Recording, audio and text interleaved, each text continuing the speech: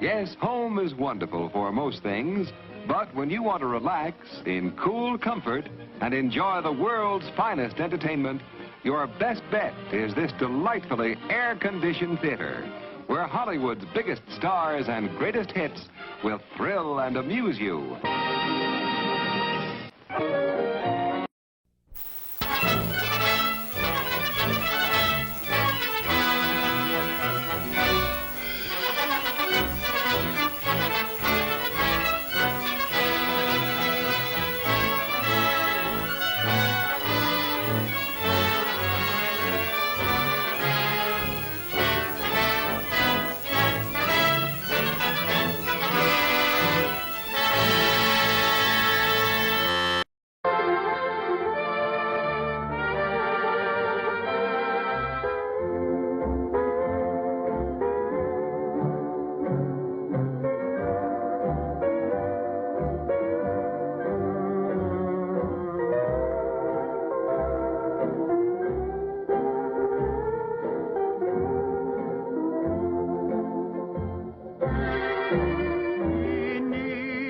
Hawaiian skies, we live in paradise,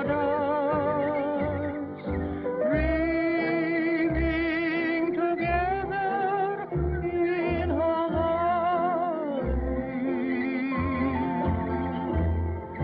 I belong to you, and you belong to me. Beds of heather in Hawaii.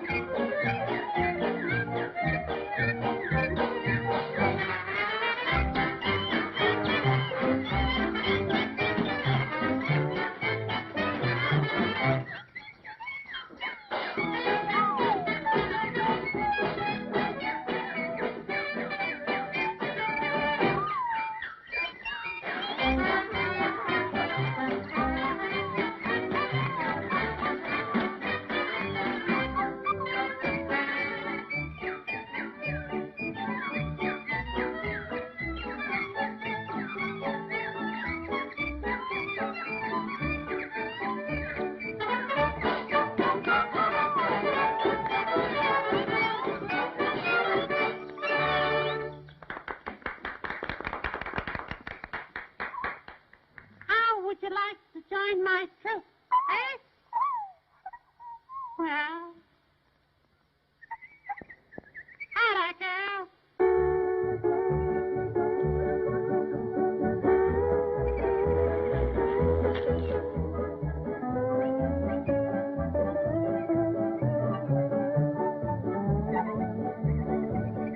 Farewell to you, farewell to you.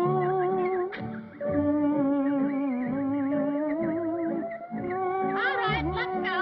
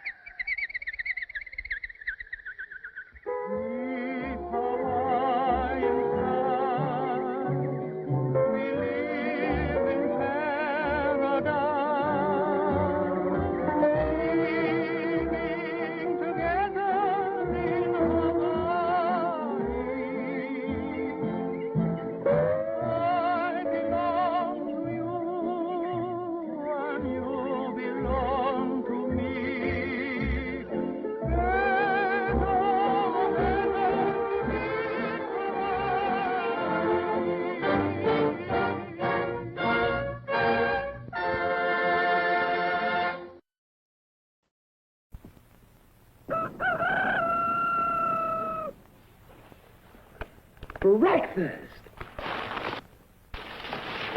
I'm hungry.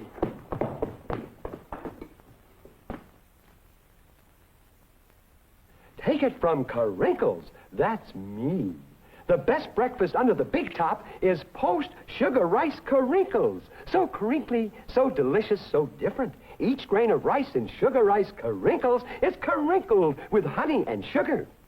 It's so good, I crinkle every time I eat it. Yep, no matter what other rice cereal you've ever tried, you'll love post-sugar rice Crinkles best of all. Honey and sugar make it different and wonderful. A circus of fun to eat. So you crinkle on down to the store for post-sugar rice Crinkles, the greatest cereal treat on earth. If you're a mother of growing children, if you're a mother of growing children, give them Grape Nuts, the concentrated cereal for more protein, more energy.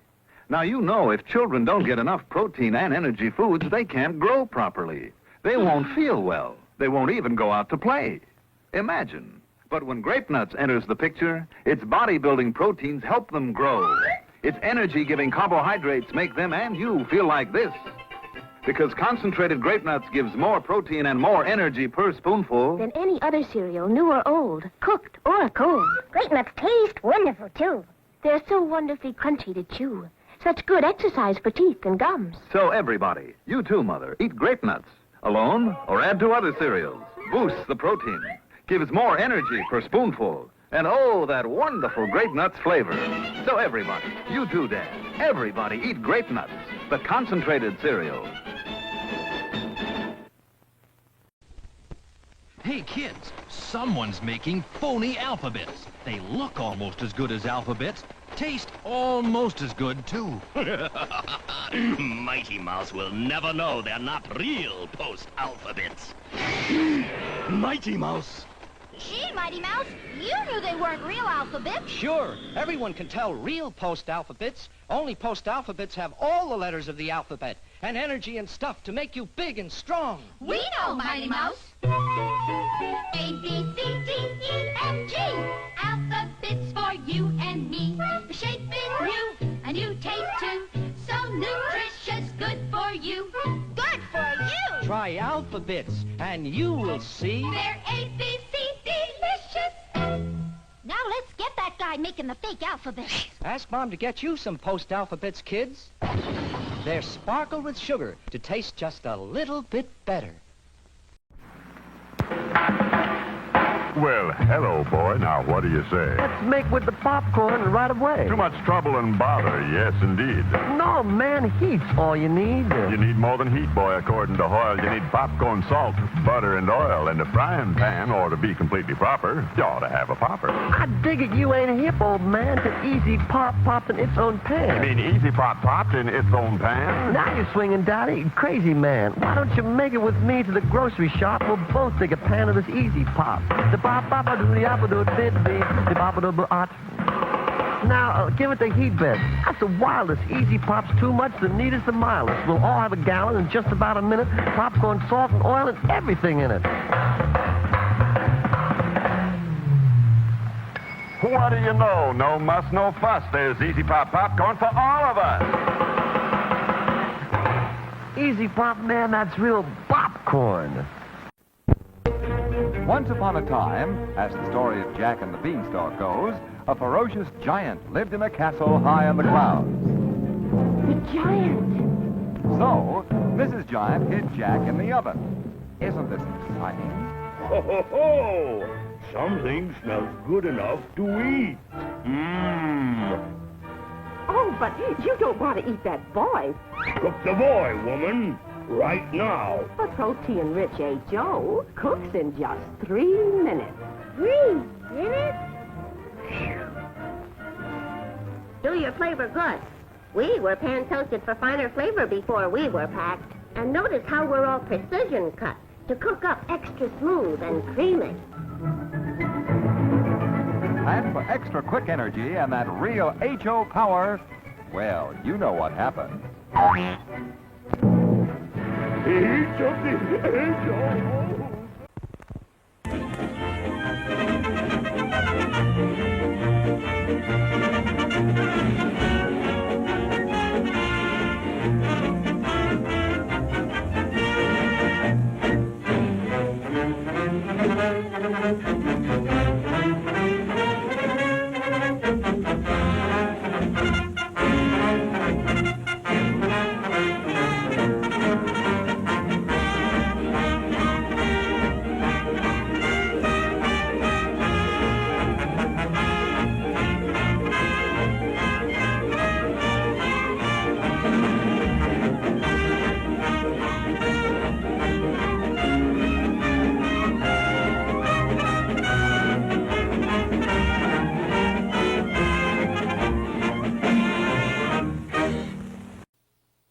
St. Clair Vision presents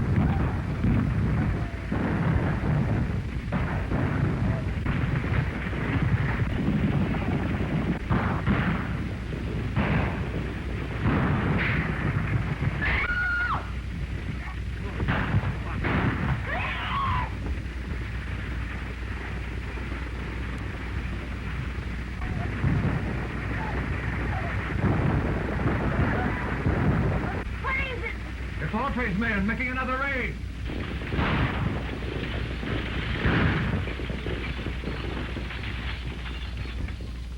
You know what we're after. Throw it out and be quick about it.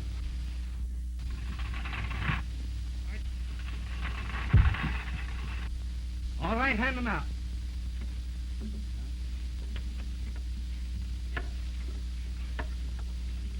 That's not all. There's one more. That's fine.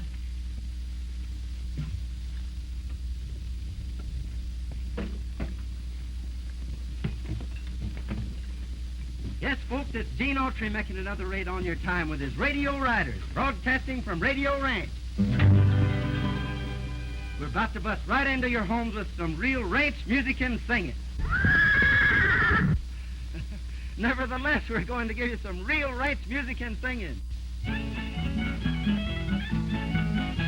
A long, long time ago, as all you folks should know, Uncle Noah built himself an ark. For 40 days and nights, the rain was sure a fright, and the animals nearly tore his ark apart. The duck went quack, the cow went cock-a-doodle-doo. The old tomcatcher raised an awful row. The little pig squealed, the billy goat bang. Bullfrog said, biggest rain we've had. Uncle Noah's ark's a madhouse now.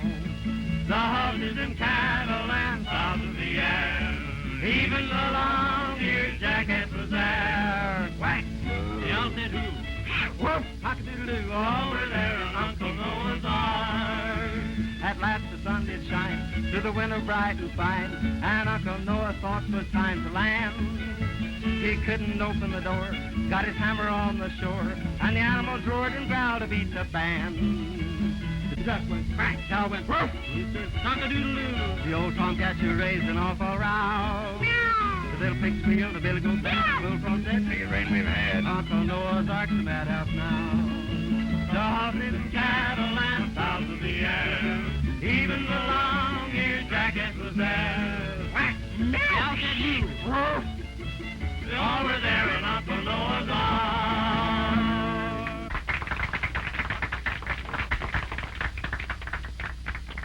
We're now turning the microphone over to Frankie and Betsy Baxter, President and Vice President of the National Thunder Riders Club.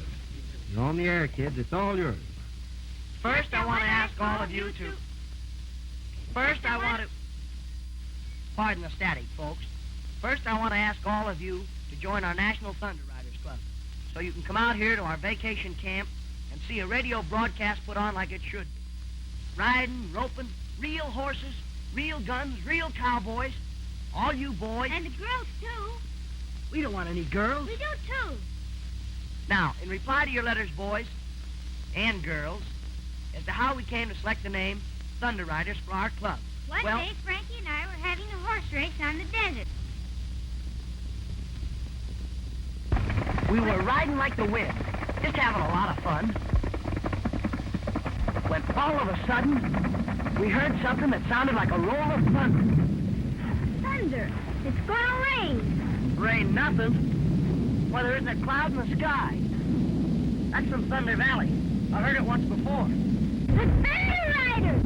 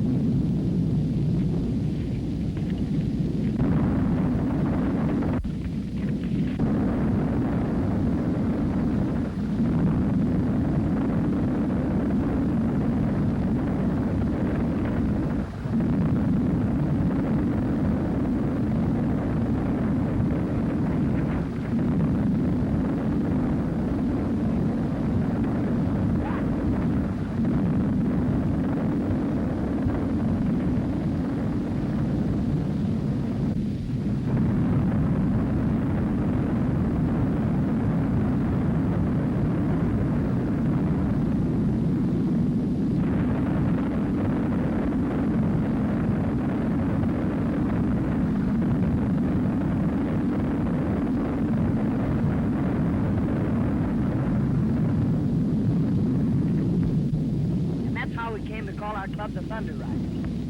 The legend is a reality to Betsy and me. And if we ever see those riders again, we'll sure tell you more about them. Thank you, Frankie and Betsy. Thank you. And remember, all you kids that can't come out to the range, you can form a Thunder Riders Club in your own town and ride with us every afternoon. Just send in your name, and we'll send you a pattern so that your mother can make you a costume. Everybody ready? You! Yep. Let me remind you that when we left our radio show yesterday, the settler's wife was cowering in the corner of her log cabin, while her heroic husband, willing to give his life for those he loved, suffered terrific torture. You remember he had substituted his arm for the wooden bar across the door, which the bandits outside were trying to batter in. Already the door is beginning to shatter under their blows, and it seems but a moment until his tired, bruised arm will break. And now for the Thunder Riders. Are you all set, Eddie? Here they come! Will the Thunder Riders get there in time?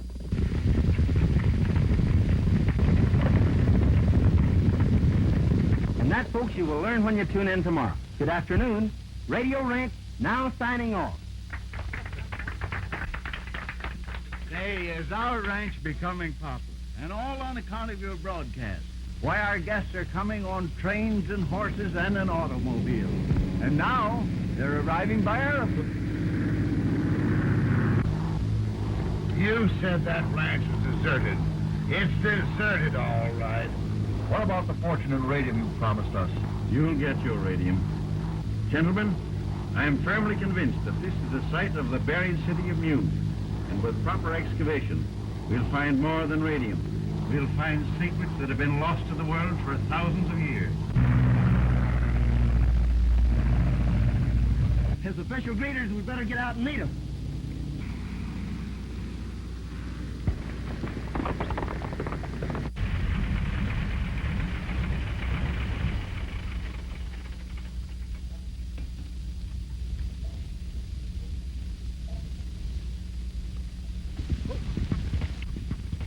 Welcome to Radio Ranch, gentlemen. Quite a surprise to see a plane around here. The world is full of surprises. Beetson is my name, Professor Beetson. I'm Dean Autry. Do you think that we might secure accommodations? Sure, we can take care of you. This way, gentlemen, please. In a vine-covered shack in the mountains, bravely fighting the battle of time, is a dear one who's weathered life's sorrow. 'Tis her silver-haired daddy of mine. If I could recall all the heartache, dear old daddy, I called you to bear.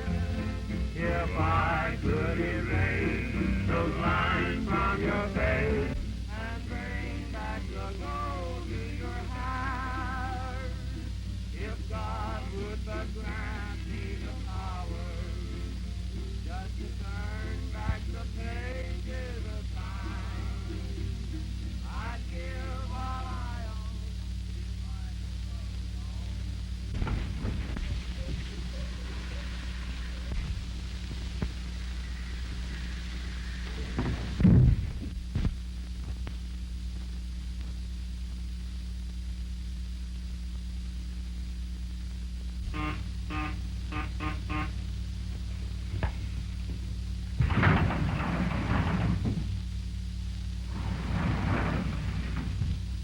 Hope nobody saw you come up here. I don't want my secret laboratory discovered. I sneaked away. So you're the one that took that caliber Castle cyclometer tube that the radio engineer was looking for. Shh. This is scientifically important to me. Look here, sis. This shows you exactly how to make a direction finder. And I just made one. What's a direction finder? Well, when you hear something on the radio, this will tell you exactly what direction it's coming from. Look, I'll show you. That is, I'll show you if I made this thing right.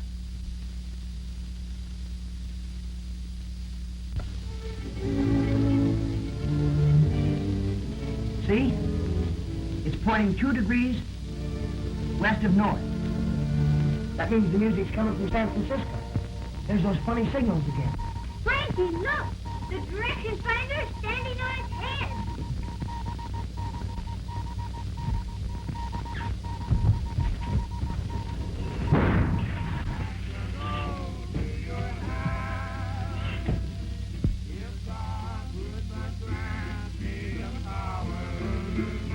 Just to turn back the pages of time, I'd give all I own if I could but atone to that silver-haired daddy of mine.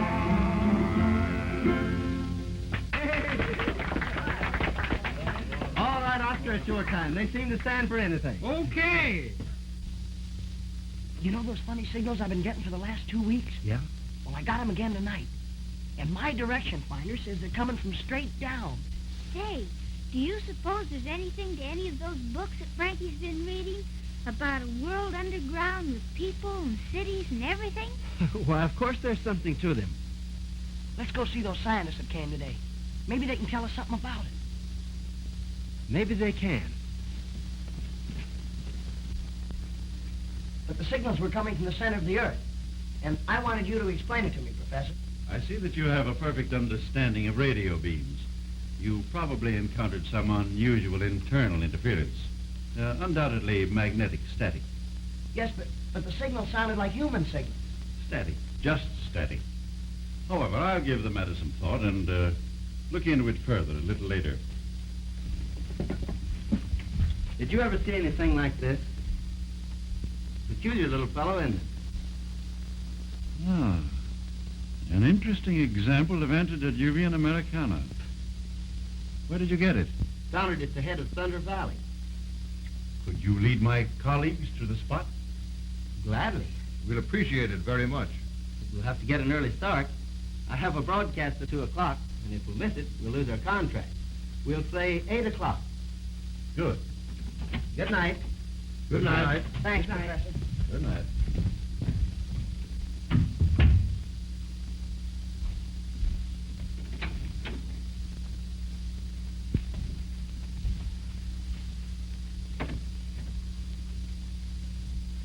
heard everything?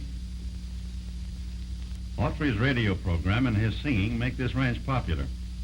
Without him, there would be nothing here to interest anyone, and the place would soon become deserted. And we could go on with our secret explorations without anyone to molest us. Exactly. Tomorrow morning, when he leads Cooper and Saunders to the spot where he found that idol, your job is to see that he doesn't come back.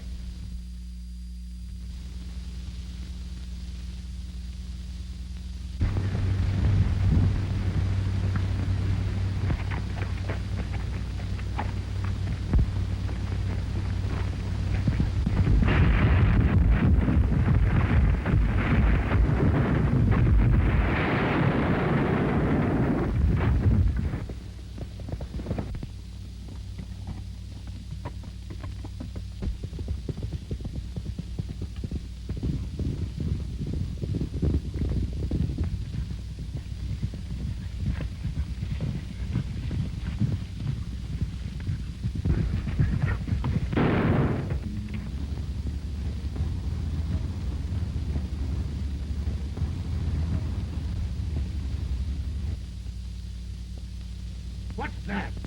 It must be a Moranian. Alive? Impossible. I tell you it is.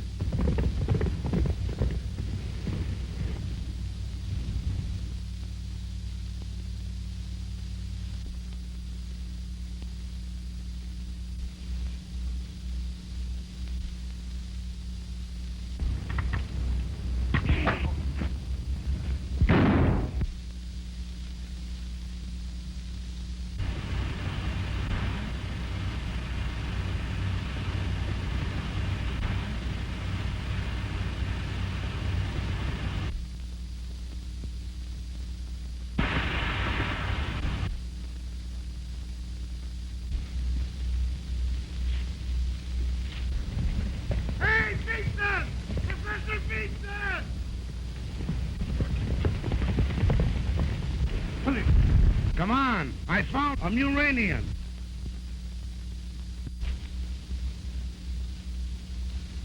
He's gone. Here's the proof. And there's the bullet hole.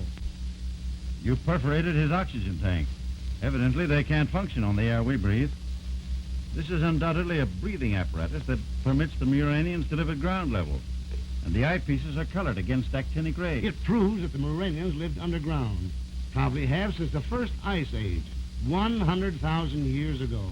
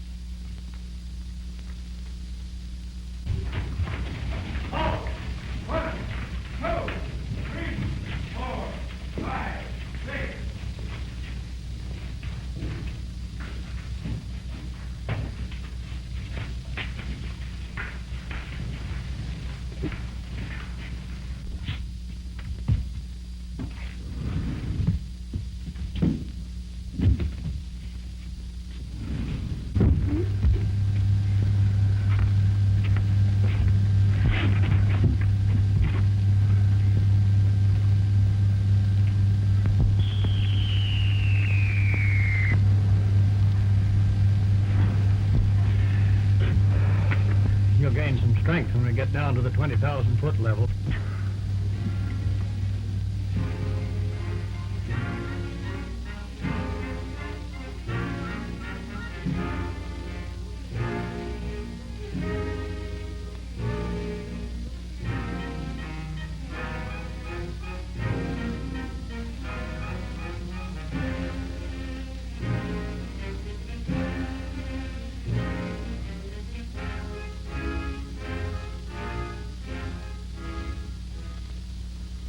Her Imperial Majesty, the Queen.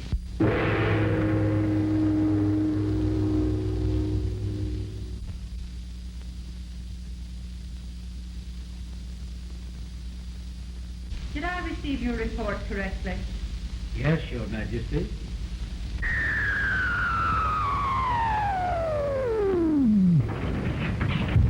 Her Majesty is keep waiting. I know.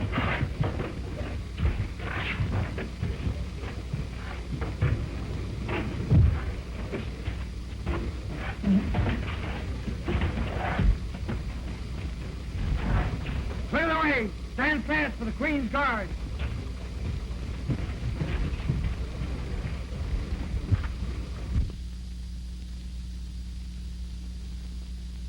Surface men in our garden of life. It has never happened before, and it shall never happen again. No, Your Imperial Majesty. It has never happened before, and it shall never happen again. Queen's Guard.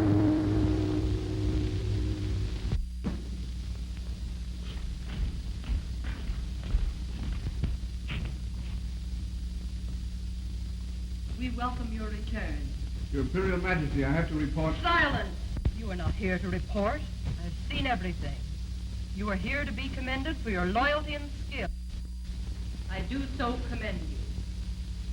Conduct him to the radium reviving chamber.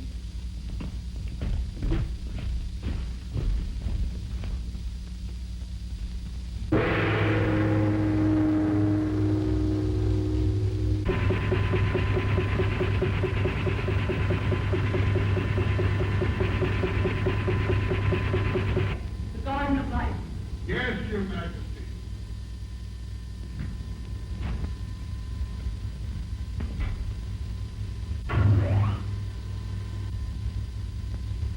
Ooh, the surface people are always in a hurry.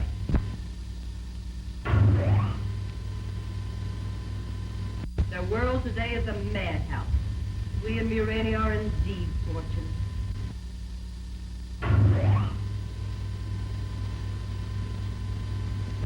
Death, suffering,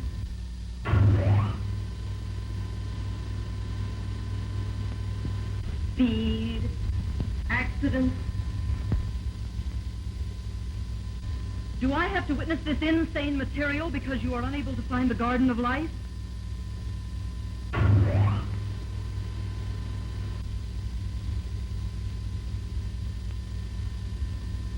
Sounds. I want to hear them.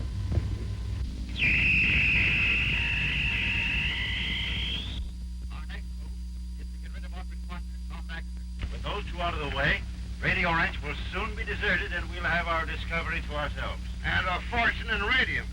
Wouldn't it be a good idea if we explored a little today? Plenty of time, Saunders. The principal thing now is to protect our secret from spies. Enough.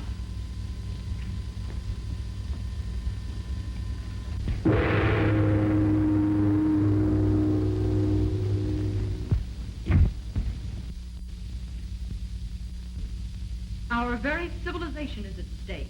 The lives and future of all my subjects are in jeopardy because these inquisitive surface people seem bent upon discovery of our empire. What's Your Majesty? As you already know, they have actually invaded the Garden of Life. They will soon return to investigate further. I shall order the Royal Guard to rid Murania of these intruders. For my part, I should send to the Garden of Life and there capture them when they return. No. The entrance to the Garden of Life must be destroyed. They must never be able to find it again.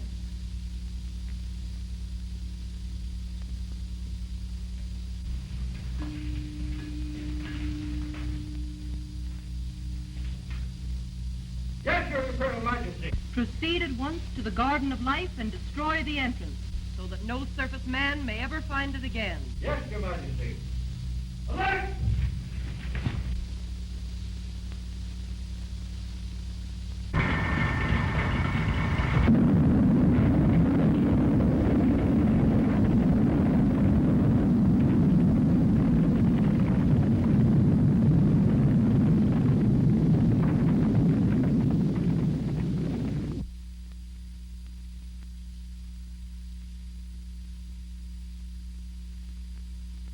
You hereby swear to abide by all the rules and regulations of the National Thunder Riders Club? I do. You are now a full-fledged member. Be seated. We will now continue with our regular business. The secretary will read the minutes from the last meeting. Meeting called to order at 4 o'clock. Dale reported his committee couldn't find any motto for our club. Club thought it would be better to have a banquet than a motto. Meeting was adjourned because everybody got hungry. Has anyone any suggestions for the motto of our club? All for one and one for all. To the rescue is mine. No more school. Do a good turn day. Thank you, Dale. Your suggestion is a good one. But that's the Boy Scouts motto. We must have one of our own. Listen. There's that thunder sound. That's the same sound that we heard the day we saw the thunder riding. Maybe they're riding again. Feeding a jerk. Isn't that Gene's horse? Something must have happened to it. Maybe the real Thunder Rider's got it. To the rescue. That's our motto. To the rescue. To the rescue!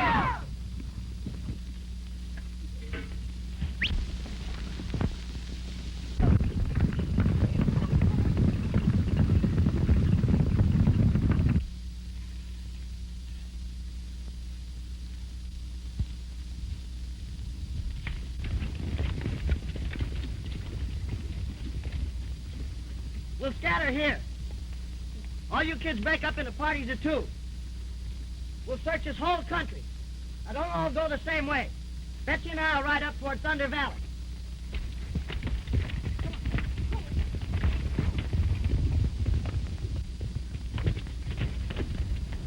Look, a smoke signal.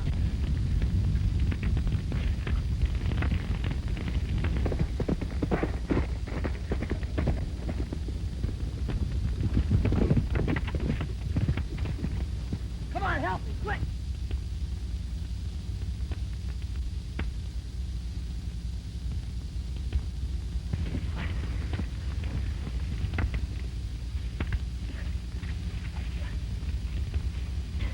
Get the canteen, quick.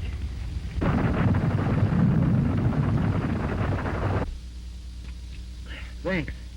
You feel better now? Sure, I'm all right. Boy, you sure had a narrow escape. Yeah.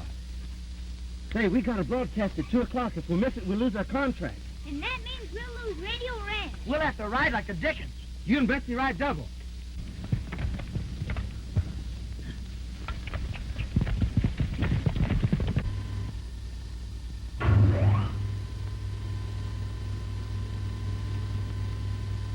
There's the key to our entire situation. Explain yourself, Argo. If we can capture Gene Autry, Radio Ranch would soon become deserted, and the entrance to our underground kingdom would forever remain undiscovered. We can never allow Murania to become desecrated by the presence of surface people. Our lives are serene, our minds are superior, our accomplishments greater. Gene Autry must be captured.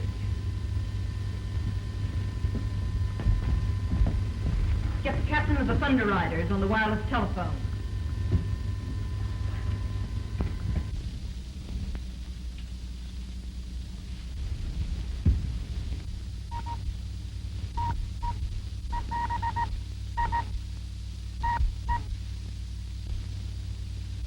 Captain of the Thunder Guards reporting. Gene Autry approaches Thunder Valley. Captured him. Yes, Your Imperial Majesty. Thunder Guards, forward!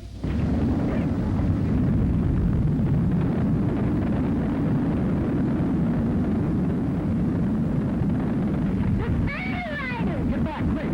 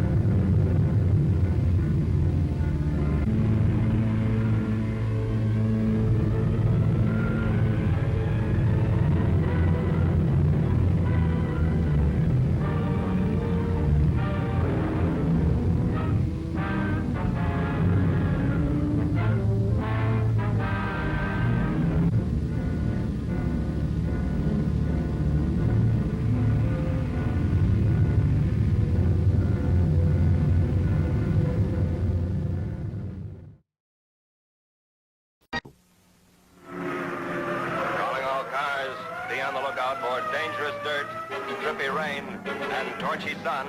They're car killers.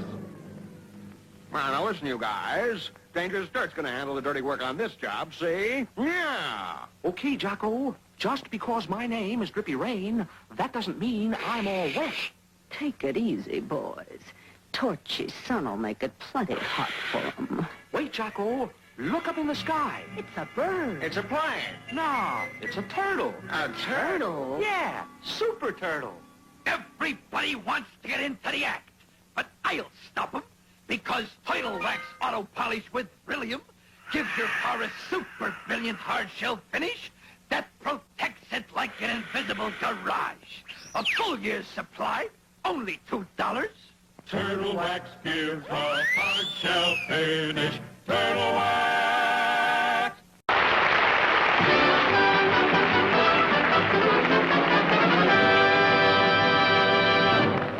Halo, everybody, halo. Halo Shampoo presents the inside story of the Lonesome Mermaid.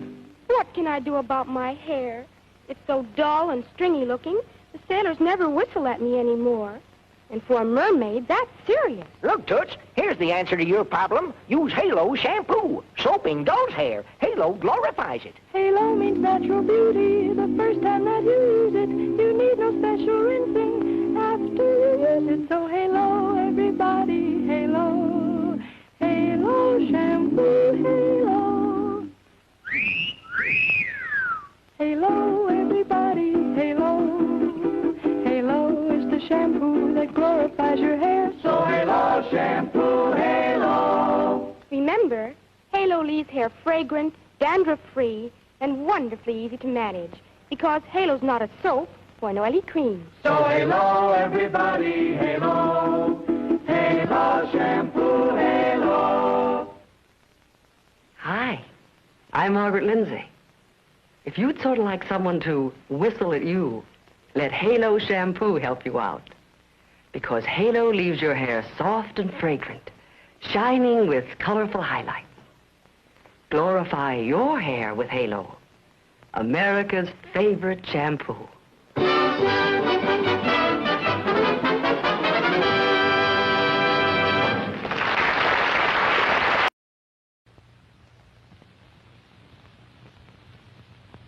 When Sally came to the city, temptation faced her wherever she turned. But Sally was lucky. Her conscience was never far away. Stop, Sally. You know that eating between meals is bad for your figure. But I'm hungry, and dinner won't be for hours yet. In that case, choose chiclets, because chiclets are so refreshing and satisfying. Yes, chiclets are handy when you're hungry between meals. They're so refreshing and satisfying. Not only that, they're delicious. You see, every box of chiclets contains the flavor of 100 dewy fresh mint leaves, locked in by Chiclets' exclusive candy coating. So remember, when you're hungry between meals, chew Chiclets. You'll find they're so refreshing and satisfying. Chew chiclets.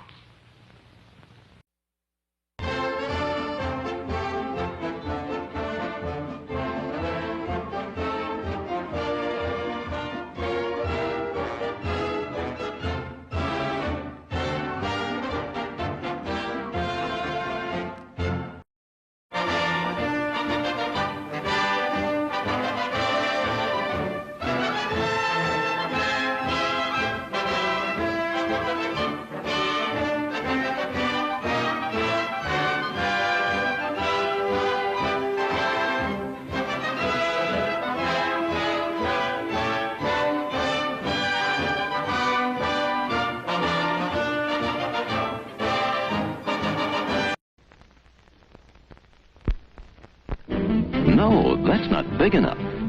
No, that's not big enough either. That's more like it. We're delighted to have you with us, and we extend a cordial welcome to you. We've lined up the top stars from Hollywood and from all over the world to entertain you on our giant screen with the new, colorful motion pictures you've been hearing about and reading about. To add to your enjoyment, We're all wound up to bowl you over at intermission time with live wire service at our snack bar, where you'll find a tempting variety of favorite foods and beverages. Now it's showtime, folks. And you can be sure it's the best show in town. Your continued patronage is very, very welcome.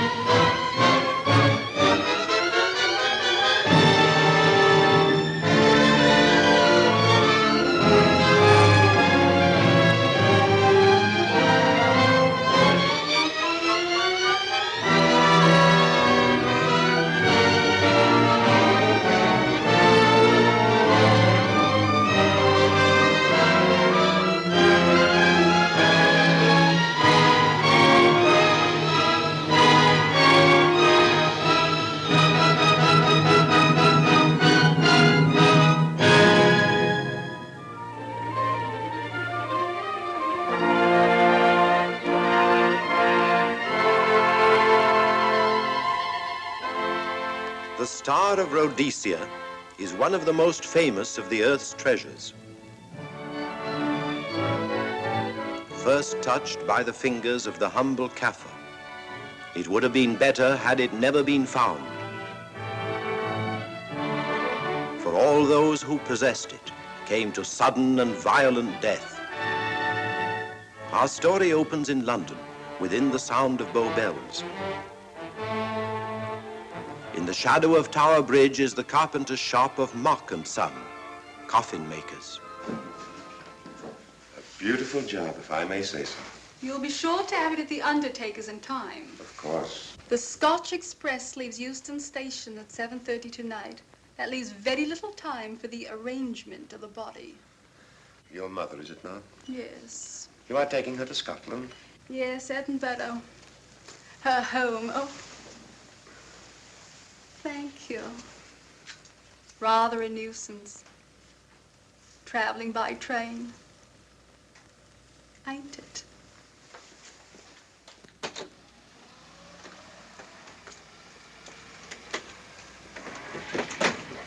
Up it, you. Go on, get on about your business.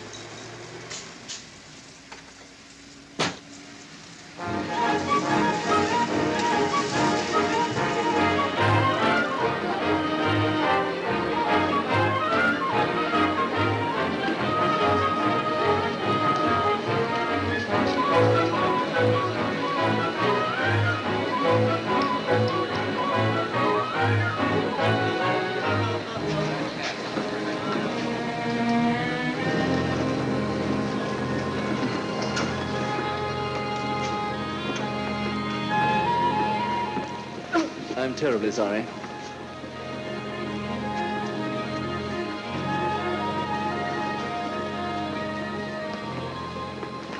Mr. Holmes? Hello. I was afraid you wouldn't get here in time. I was studying the faces of our fellow passengers. Fascinating hobby, and sometimes most enlightening. Lady Margaret is aboard the train, I presume? Oh, yes, Mother's expecting you. I've reserved a compartment for you and your friend, Dr. Watson. As a matter of fact, it's in this coach here, just ahead of the luggage van. Day coach? Yes, the sleepers are all taken. Mother wasn't interested in a bed so much as she wasn't getting to Edinburgh. So naturally, it wasn't very difficult to persuade her to travel in a day coach. Exactly. It had been open to take on additional passengers. So I observed. I say, it was awfully decent of you to come, considering the fact that I was so secretive about it all. My dear Mr. Carstairs, there was no need for secrecy. I already knew. You knew that Mother insisted on bringing the Star of Rhodesia with her to London? And that while here, an attempt has been made to steal it. Did Scotland Yard tell you that? Oh, no, my dear Mr. Carstairs. But the fact that your mother owns the famous diamond is common knowledge. She came down to London to attend the reception of Buckingham Palace and quite naturally wore the Star of Rhodesia. You want me to accompany you back to your home in Edinburgh. Therefore, an attempt must have been made to steal the Star of Rhodesia while you were here in London. It seems simple the way you explain it, Mr. Holmes. Thank you. If you don't mind, I'll wait here for my friend Dr. Watson. I can't think what's keeping him. Mother and I will be expecting you. Oh, could I take this for you? Oh, I'd be much obliged. Thank you. We'll be in compartment E. Yes.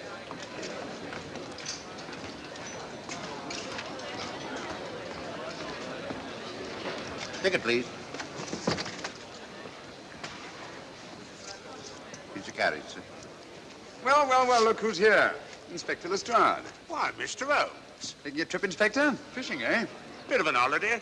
Ah, that's very nice. Trout? Huh? Oh, yes, yeah.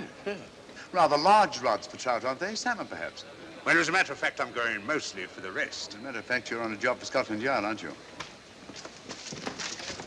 I trust this is the right carriage.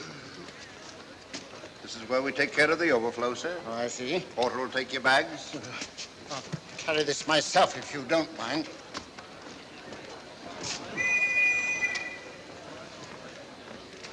Ready to go, sir? 7:30, eh? We always leave on time.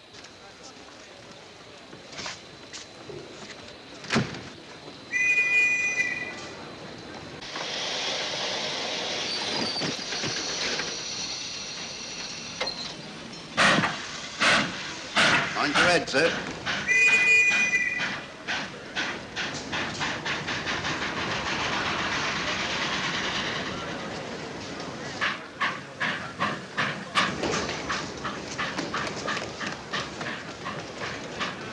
Watson! Coming, Holmes! Watson! All right, Holmes, I'm coming! I beg your pardon. I beg yours.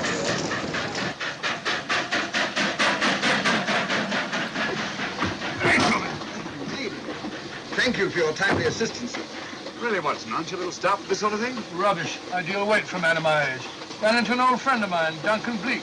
Late of the Cloth Indian Lancers, or Major Duncan Bleak, Mr. Sherlock Holmes. How do you do, sir? Delighted. I've heard quite a lot about you. India, eh? Retired 15 years ago. As a matter of fact, we were reminiscing about India. Didn't realize how late it was. Stays light so long these days, we almost missed the train. Yes, so I've observed. In here, sir. Thank you. Doctor, would you care to join me in a glass of whiskey and a dash of soda before dinner? No, man, it's a good idea. What's it all about, Holmes? Did you ever hear of Lady Margaret Carstairs' famous diamond, the Star of Rhodesia? There was something in last week's text about the old girl being in London with the bauble, wasn't there, Holmes? Yes, there was. She's on this train. That's why we're here, to see that this bauble, as you call it, gets safely back into its vault at Edinburgh. Sounds to me, pardon me, sounds to me like a police routine job. That's where you're wrong, old fellow. An attempt to make away with it in London was unsuccessful. The second attempt will, in all probability, be made on this train. Huh? What makes you say that? Well, it seems more than likely that the people who planned the first attempt will not be discouraged by one failure and will stop at nothing to ensure success the second time. Sounds like Lestrade's cup of tea to me. Lestrade? He's on this train. Oh, is he? Giving an excellent imitation of Isaac Walton. And here we are. Pardon, gents. Oh, come in, Mr. Holmes. My friend and colleague, Dr. Watson. How do you do?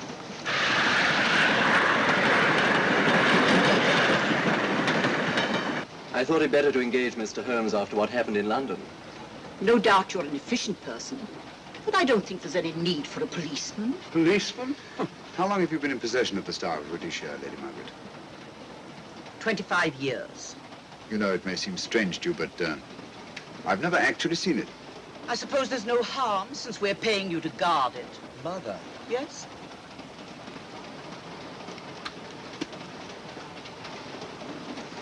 May I? Do, by all means. Thank you. Great Scott. What a remarkable stone. My husband gave it to me on our 5th wedding anniversary. 423 carats, isn't it? The original diamond was over 700 carats. Yeah.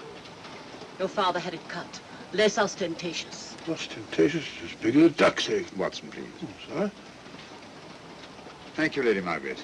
We'll be as unobtrusive as possible. That will be a novelty from a policeman. Now, if you wouldn't mind telling us where our compartment is. Oh, I'm sorry, Mr. Holmes. Oh, thank you. Lady Margaret? Good night. Good night. Good night.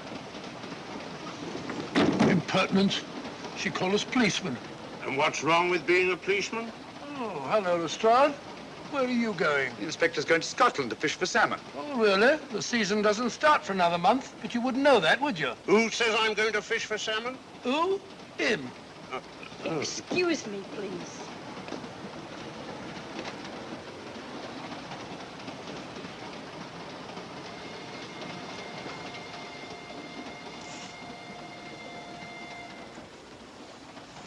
Police. Police? Here? On the train? Scotland Yard, I heard. I warned you.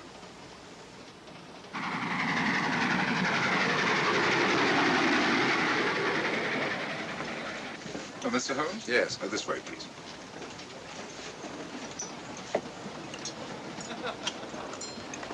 Oh, there you are, Holmes. Try some of this curry. It's excellent. Steak and kidney pudding, please.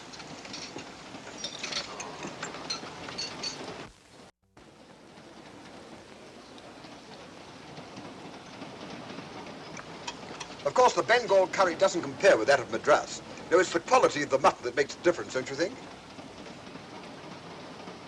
The meat's unimportant. It's the spices that make the difference. Don't you agree with me, Holmes? What? I said we were discussing curry. Oh, yes, curry, horrible stuff. Oh, really? One man's meat is another man's poison.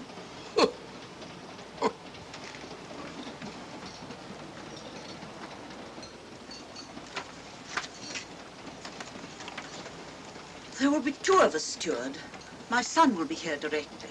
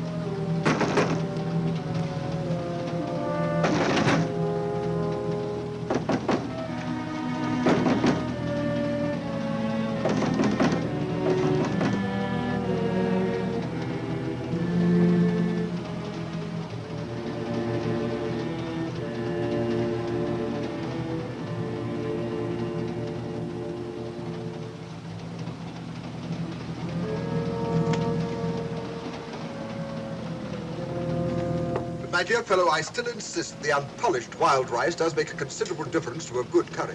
Well, I still can't agree with you. Take care of this for me, will you, Watson? That's your fault. That was one of them.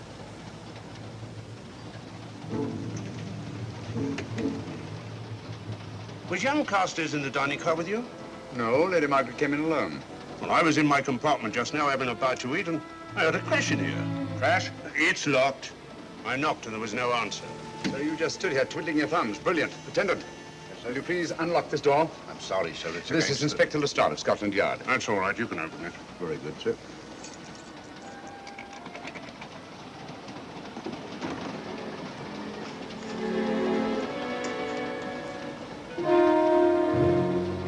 Well,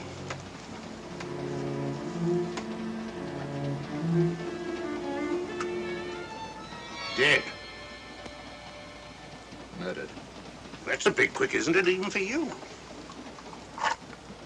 Is this the, Yes. Star of Rhodesia was in this box not 45 minutes ago. How do you know? I saw it. Well, it might be here somewhere. No, no good looking for it, Lestrade. Killer's got it. Ah, there you are, Holmes. How about joining us Take in a the look at this body, will you, Watson? Body?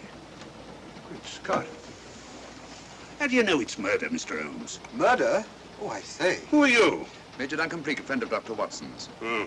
Well, what makes you so sure it's murder, Mr. Holmes? The door was locked. Every attendant has a key. Did you open this door for anyone during the last hour? No, sir. Was the key ever out of your possession? It never is, sir. It's on a chain.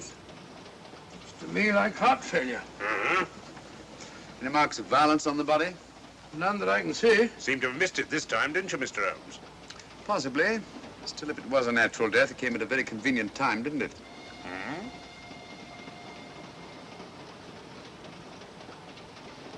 What does this mean? Stavridisha. It's gone. You were supposed to guard it. My son employed you. That's why I left it with him. Where is he?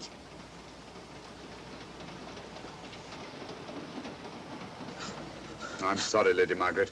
It was thoughtless of us to let you come in like this. You an empty compartment? Yes, sir. Then I think we'd better, if you don't mind, Lady Margaret, please.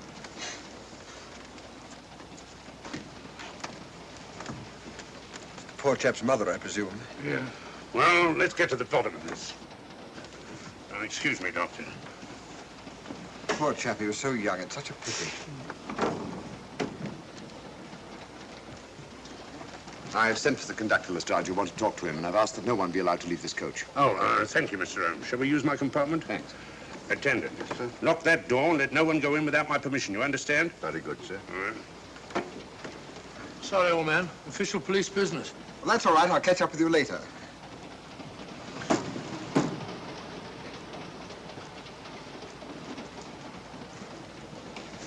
Are you looking for the Scotland Yard inspector, sir? Why, yes. Right in there, sir. Thank you. Come in.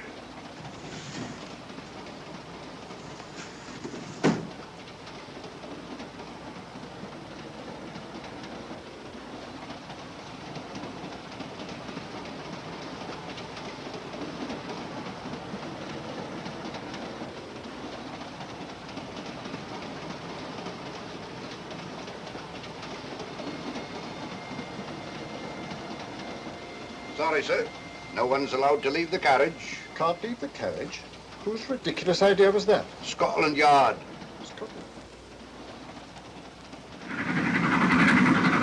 You see, we don't stop until we reach Rugby. That's right, sir. Good. We'll have a thorough search of the train made before that time. Find the murderer, Inspector, and you'll find the diamond. But we don't know it was murder. Consider the facts, Lestrade. Young Carstairs was dead when the jewel was taken. Otherwise, he'd have put up a struggle, and there were no marks of violence on the body. If, however, he died a natural death, we must assume that the thief happened to be on hand just at the right moment, which is outside the realm of probability. No, Lestrade, in this case, nothing was left to chance. That's why I say find the murderer and you'll find the diamond. How do we know the thief didn't leave the carriage before we discovered the body? The attendant was in the corridor the entire time, and he's certain that no one passed into the dining car. The door at the other end leads into the luggage van. Which is always locked. Oh.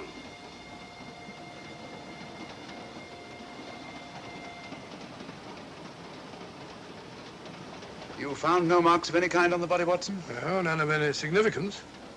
Not even a scratch? Well, there was a small spot of blood on his neck, just a mere speck. That's what I was referring to.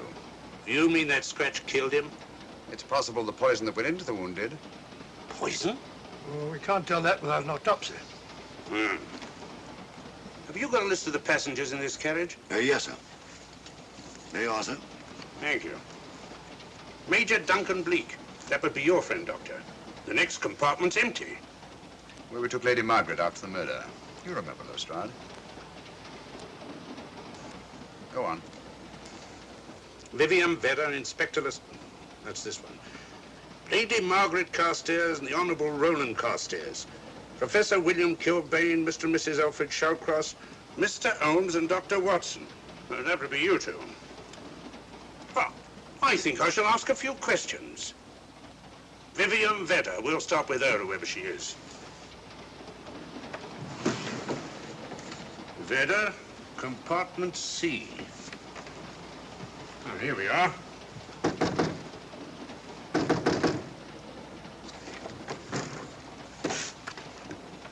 Empty. Sir Holmes, are you going to let Lestrade handle this thing by himself? Well, after all, he does represent the official police, you know. Well, with him doing the questioning and looking under the seat cushions for diamonds, we won't know any more than we're through and we do now. I could do it better myself. Why don't you, old fellow? Huh? By Jove, I think I will. Probably find out just as much as Lestrade would anyway. I'll do it at once. Oh, yes, that's where we just came from. Drop. Sir? Oh, the body is. Huh? I'll start with this one. Yes? My name's Watson. Dr. Watson. Oh. To what am I indebted for this intrusion? I'm afraid I've got to ask you one or two questions, what you're doing on the train, where you're going, things like that, you know. Why? Customary. There's been a murder committed. Scotland Yard, Sherlock Holmes. Sherlock Holmes and I... What about Sherlock Holmes? We're cross-examining suspects. Suspects? Of what am I suspected? Oh, the fellow's dead. Murdered, you know. Now, let me get this straight. You say a murder has been committed on this train? Next compartment. And because a perfect stranger to me got himself murdered, you come to question me? Well, we've got to question everybody. Are you a policeman? No. Then by what right do you force your way into my compartment? Well, What are you doing on this train? Where are you going? Not going anywhere. Holmes and I are on the train to watch the... I know. It's a diamond or a pearl or something of fabulous value. This fellow Holmes is always chasing after missing jewels or mysterious females.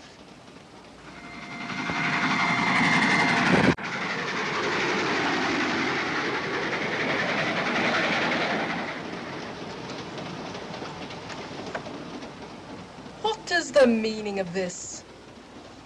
I'm sorry, Miss Vera, but it was necessary for us to search your compartment. Indeed. May I ask what you expected to find? A valuable jewel has been stolen. And a man has been murdered. We're making a routine search of the entire carriage and asking a few questions. Go right ahead.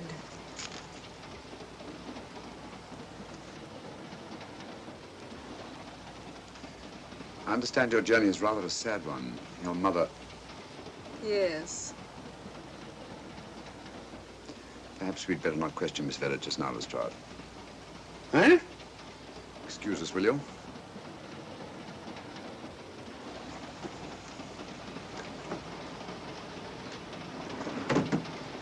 What's the idea, Mr. Holmes? Matter of taste, Lestrade. The young lady is taking her mother to Scotland for burial. In a coffin? That is the customary method, I believe.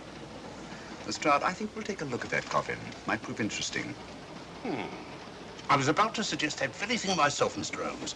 Conductor, I'll have a look in the luggage van. This way, sir.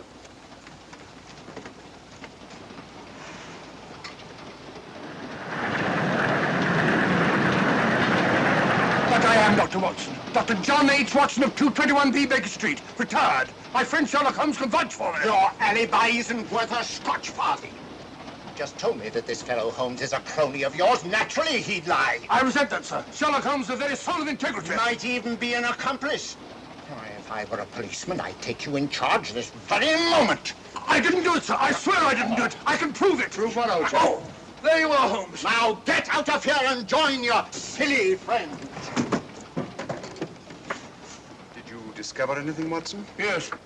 He's a very suspicious character. He tried to put me off the scent. From the little I heard, he seemed reasonably successful. Look here, you're not going to let an old fellow like Professor Kilbane discourage you, are you? Why don't you try this one? You think I'd better? Yes, of course. All right. Do you mind if I come in? You may. Thank you. I'm sorry to bother you, but I represent the police. I knew it. Alfred, I told you. Told him what? Well? It's quite all right, Inspector. I'll confess. Confess? You mean you stole it? You've got it in there? Yes. No. Leave it where it is. I'll go and fetch Inspector Lestrade at Scotland Yard. And don't either of you attempt to run away. Oh, no, Inspector.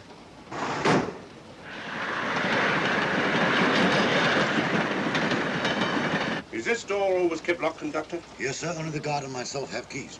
Got him, Holmes. Oh. The thieves. Thieves? Where? Come on, speak up. That married couple down there. Mr. Shawcross? Yes, I confessed. Confessed? Broke them down. Gave them the third degree. And you left them unguarded? I told them not to run away. We'd better have a talk with them.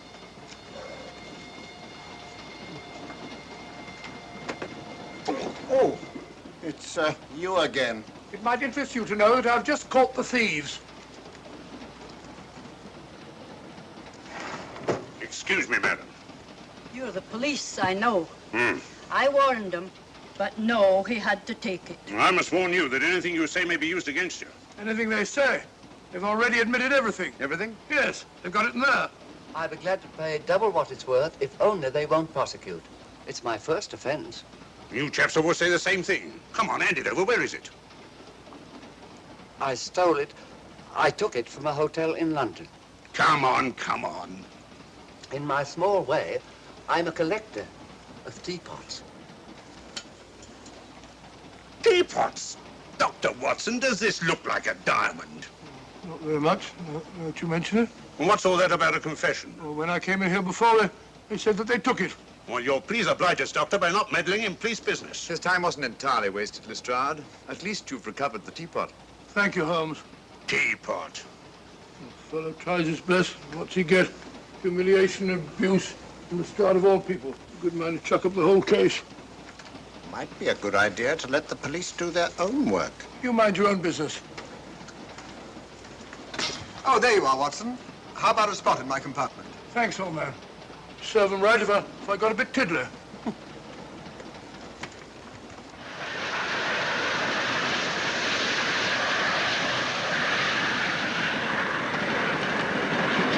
I suppose you realize you'll be turned over to the police as soon as we reach Edinburgh. Dr. Watson, teapots. Oh, I beg your pardon, Professor Kilbane. You're in the next compartment, aren't you? I am. I'm afraid we'll have to ask you a few questions. Now, don't tell me that you're going to start. You mind? Well, of course I mind. Come on, in you go.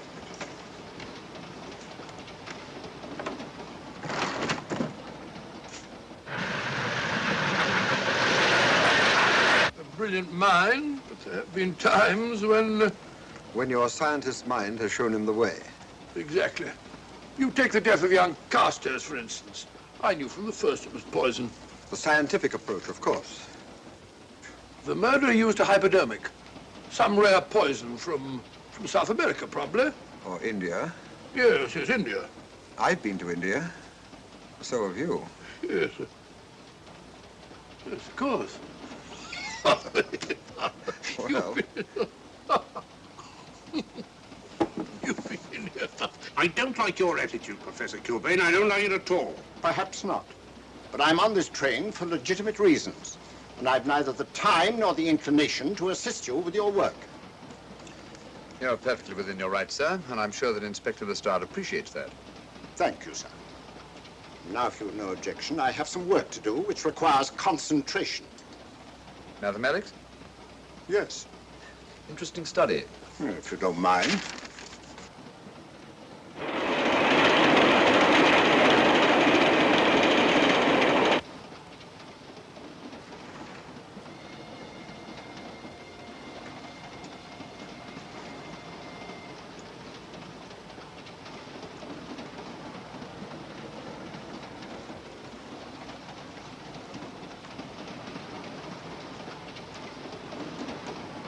Looking for something, Lady Margaret?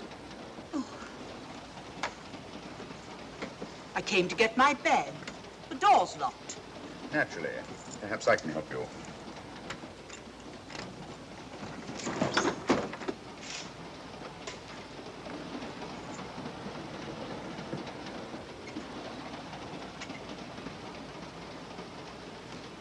Thank you. Mr. Holmes, I must talk to you about the diamond. Oh, don't you worry about that, Lady Margaret. £50,000, and you tell me not to worry? My son employed this man to guard it, and it was stolen right under his very nose. I warn you, I intend to take this matter up with your superiors. I'm a private agent, Lady Margaret. Good. I shall report you both to Scotland Yard. But I am Scotland Yard.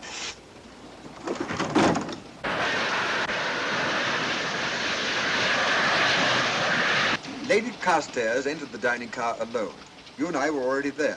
Holmes came in later, and I understand that Inspector Lestrade remained in his compartment with the curtains open, so that if anyone had gone in or out, he would have seen them. See, you've got something there. Well, let's look at this thing objectively. Lady Carstairs seemed more concerned, was more concerned at the loss of the diamond than at the death of her son. By George, you're right. So she was. Come in. Oh, here you are, Watson. Oh, sit down. Have a drink? No, thanks. Do you mind if I, Not at all. I've been thinking about this case, Holmes. That is, Duncan Bleak and I have. Yes, so I see. Well, the way we figure it out, the old trout is the only one without an alibi. Yes, we feel that you're approaching the whole thing from the wrong angle. Really, Watson? What's your theory? Insurance. A lot of people insure jewelry and then try and collect on it.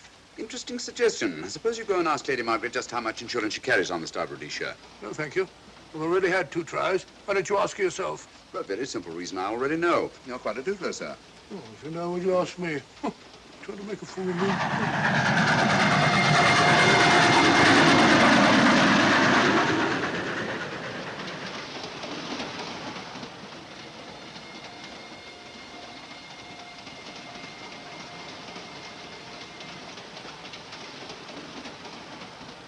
Mr. and Mrs. Shawcross.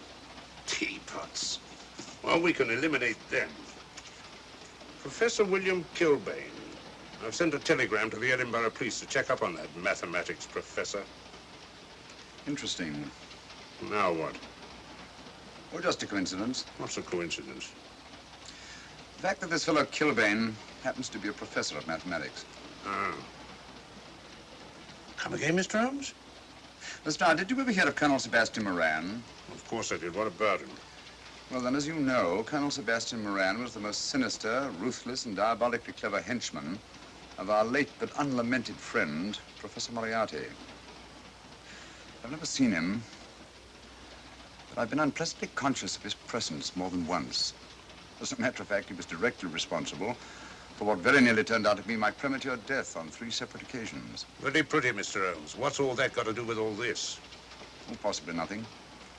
However, his speciality was spectacular jewel robberies. And for relaxation, he was addicted to the study of mathematics. Are you inferring that this Professor Kilbane is Colonel Sebastian Moran? That he murdered young Carstairs and stole the diamond? Well, what about this woman, this Vivian Vedder? What about her? No one's above suspicion. And Lady Margaret. She might have a motive for wanting the Star of Rhodesia stolen. She wasn't very concerned over the death of her son. And this friend of Dr. Watson's, this Major Duncan Bleak, might be just as sensible to suspect him. No. As far as we know, only 4 persons knew the Star of Rhodesia was on this train. Yourself, Dr. Watson, the dead lad, and myself. And Lady Margaret. And Lady Margaret. I'll have another talk with her ladyship.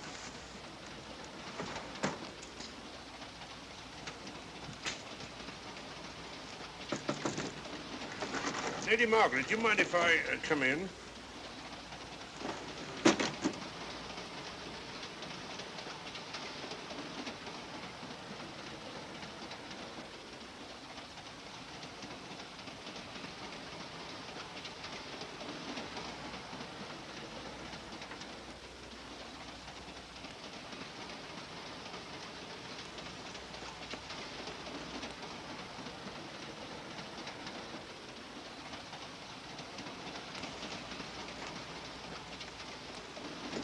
Holmes? Leave it open, will you? Lucky beggar. Who's a lucky beggar? Duncan Bleak. Been playing cards with him. He won all the way across, I believe the expression is. Have you been with him all this time? Yeah, just left him. He introduced me to a newfangled game. Gin rummy, he called it. American, I believe. A lot of bookkeeping connected with it. You, ever hear of it?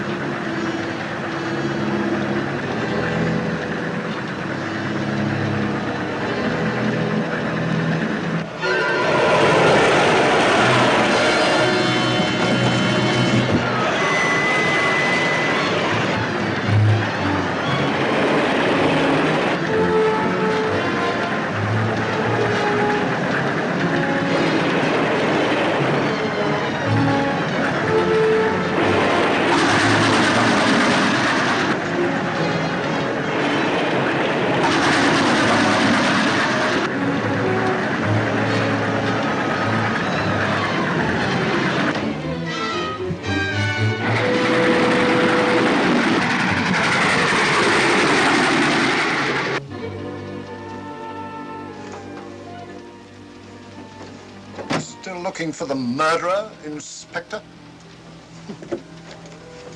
Impossible, fellow.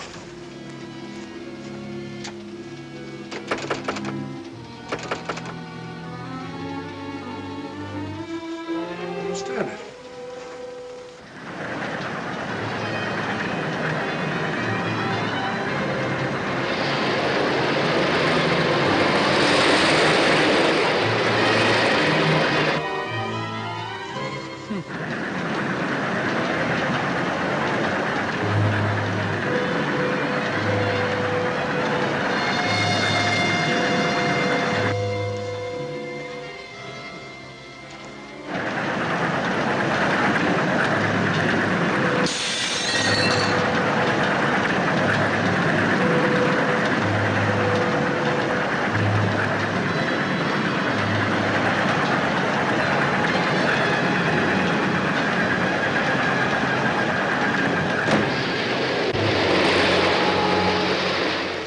In the thin air.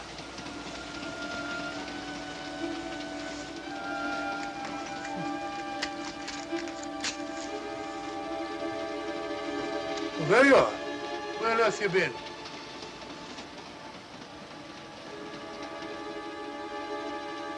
I asked you where you'd been. Well, what's happened? I've been observing the landscape from the door at the end of the corridor. I've just been along there. I didn't see you. The door was shut. Actually, it was on the outside. The outside? Yes. You must try it sometime. We'll take a look at that coffin. If you remember, I was interrupted the last time. Sorry.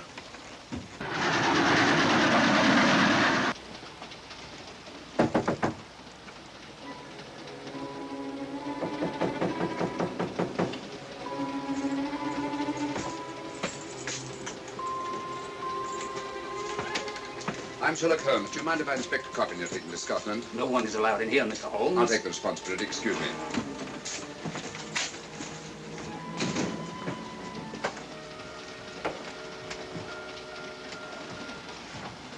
Does it occur to you, Watson, that this is a very unusual coffin? I don't know. A trifle ornate, perhaps. I wasn't thinking of the fittings. Do you mind if we open it? It's forbidden, sir. Sorry. Go on, Watson. But you can't do that, sir. We'll have to. Excuse me, please.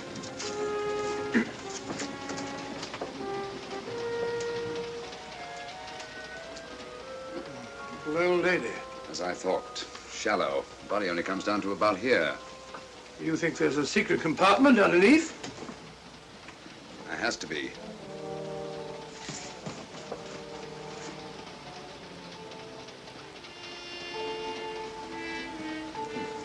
Empty. Yes, but it's been recently occupied. We asked Lestrade to come in here. He's with Lady Margaret. Right, your Holmes.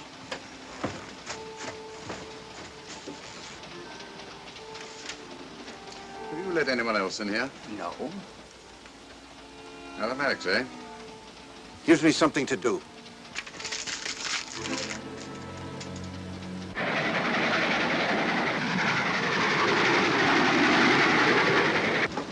Come quick. What is it? It's the coffin. Holmes found a false bottom in it. Enough room for the murderer to hide in. Huh?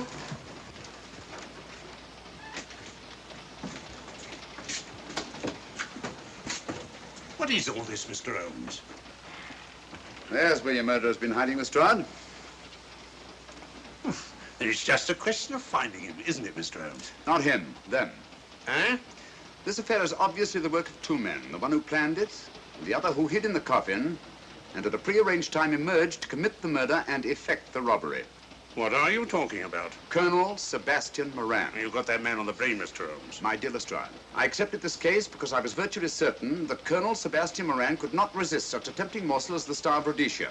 I'm convinced that he's the brains behind this case and that he's on this train. Oh, and how would you go about finding out which one of the passengers is this Colonel Sebastian Moran? If he is one of the passengers. Well, I suggest that you start by questioning Miss Veather. It might prove interesting. Huh? Oh.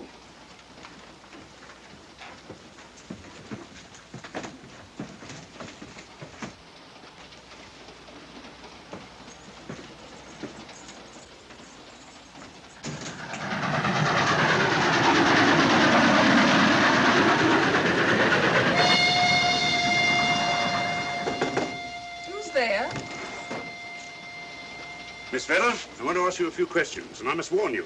Anything you say may be used against you. Oh? Now, about your mother. It isn't your mother after all, is it? Perhaps if you explain. That coffin, we've examined it.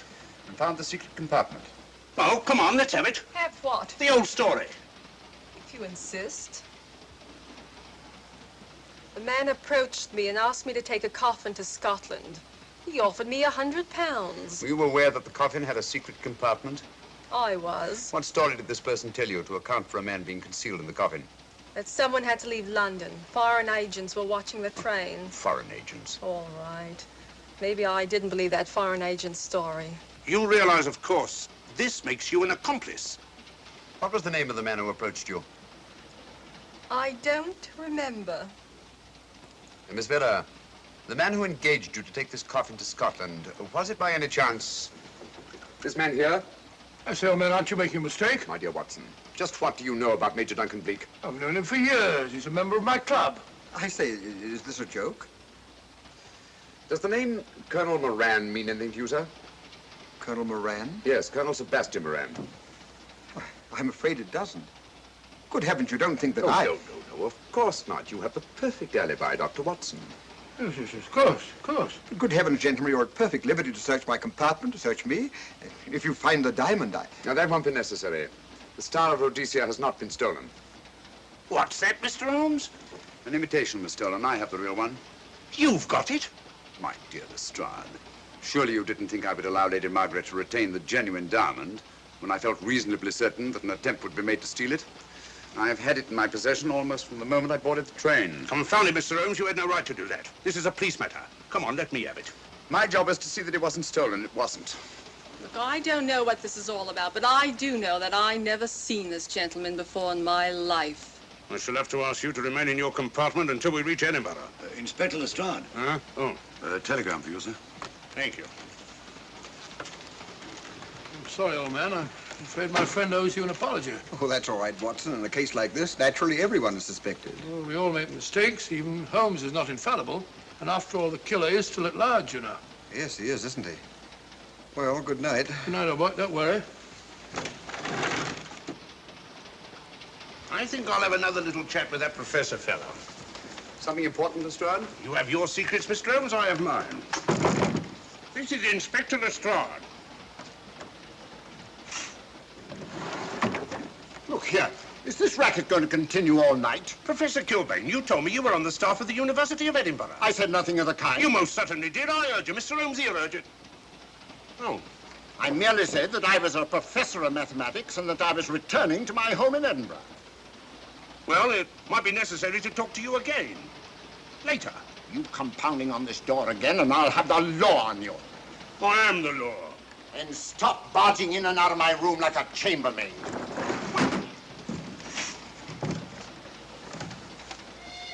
Where is everybody?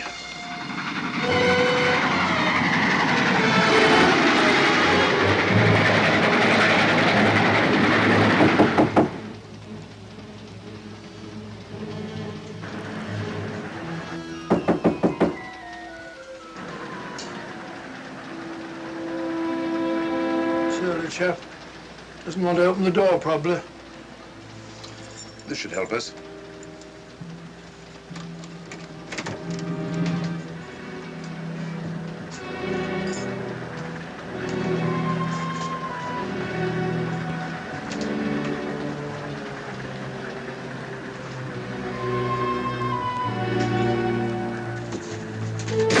Hello? Who shut that door?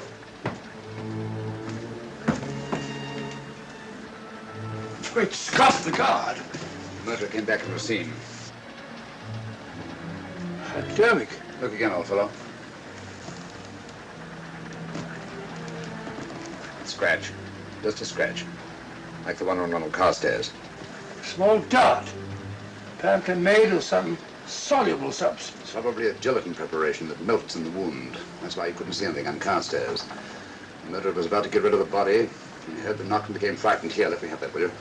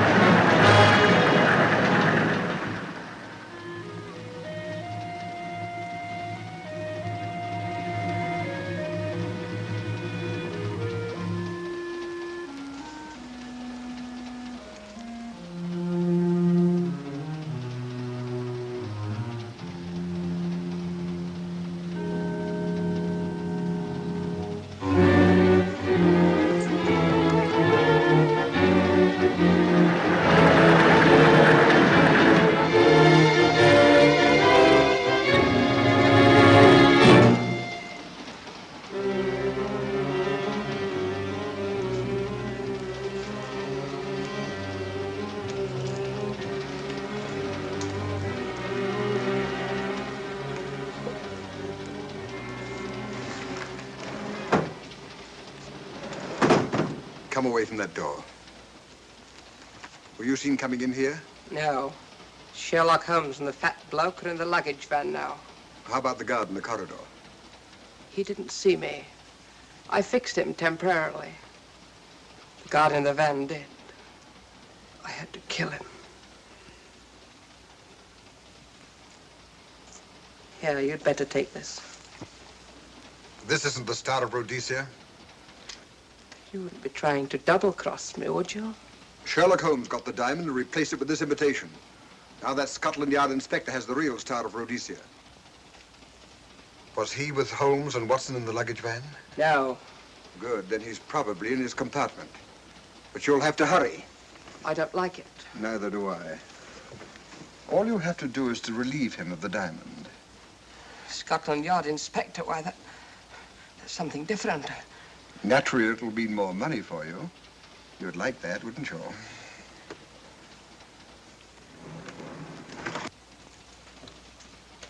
Come on.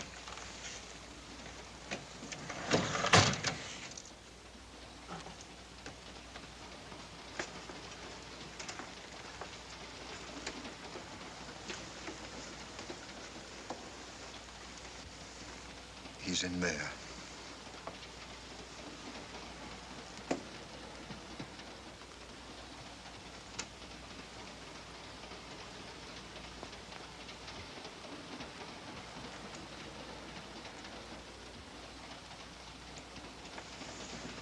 He's got the diamond.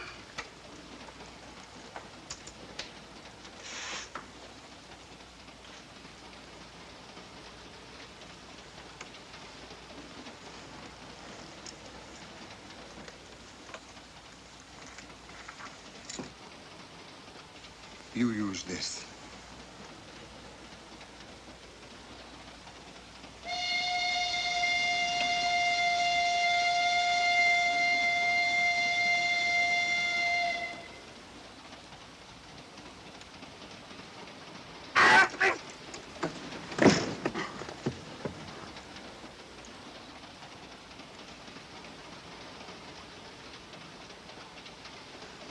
No! No, don't shoot! Shoot! No, don't shoot!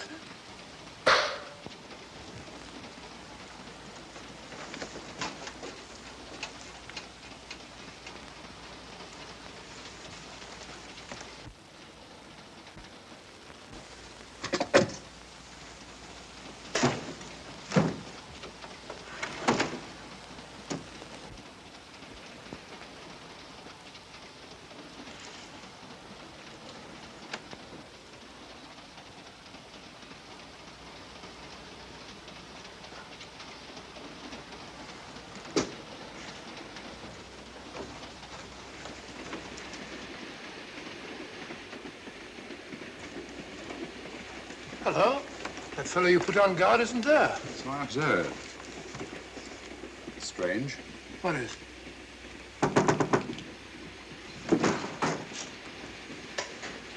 Lestrade. Yeah.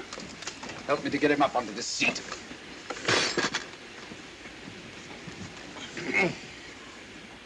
He's coming too. Hand me that water, will you? Oh, it's nothing very serious. I'll attend to him properly later on.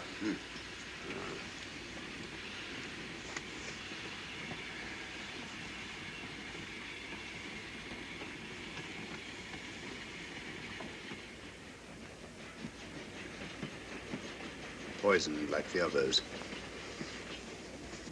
Yeah, it's gone. The diamond's gone. Gone? Yeah. Hadn't we better search for murder at once? It's no use, old fellow. The man who killed him has the Star of Rhodesia. What's that?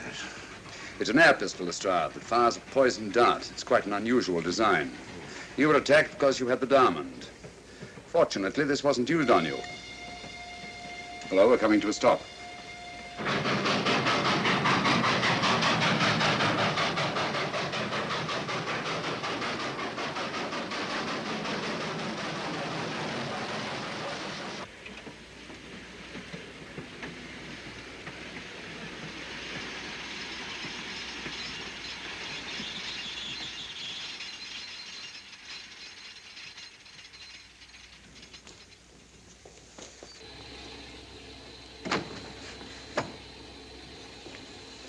police.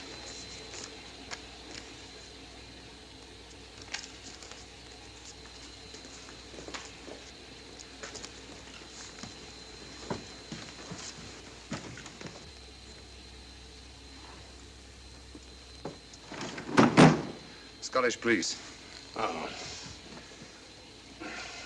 I don't feel up to it, Mr. Holmes. Would you be good enough to talk to them? Certainly. Thank you. You keep quiet, old boy. Be back in a minute.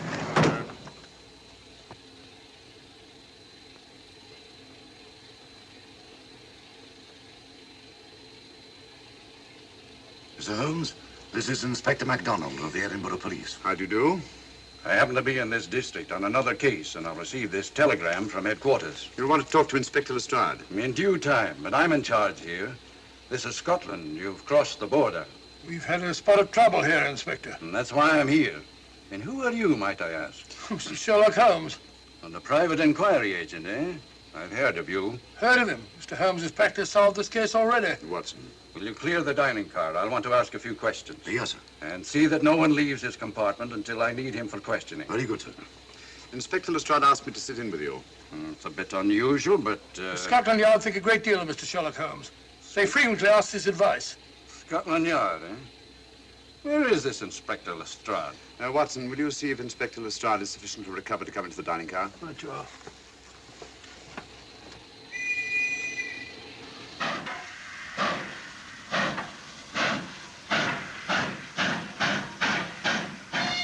Miss Vedder, I know all about you, and frankly, you're in for it. All I did was buy a coffin and bring it on the train. In my opinion, this is a matter for Scotland Yard. Scotland Yard's jurisdiction ended when you crossed the border, Inspector.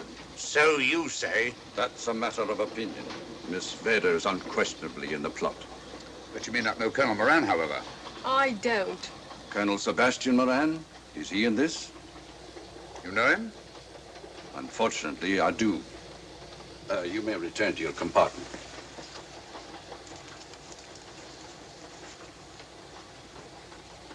You said unfortunately. Aye. I once had an encounter with Colonel Moran. The only time in my entire career I've been bested. The cleverest criminal since the late Professor Moriarty. And then I concur. Well, where is this Sebastian Moran? He's traveling on this train under the name of Major Duncan Bleak. What on earth are you talking about? Are you serious, Mr. Holmes? Constable, bring in Duncan Bleak. Aye, sir. Duncan Bleak? But he played for the gentleman at Lord's.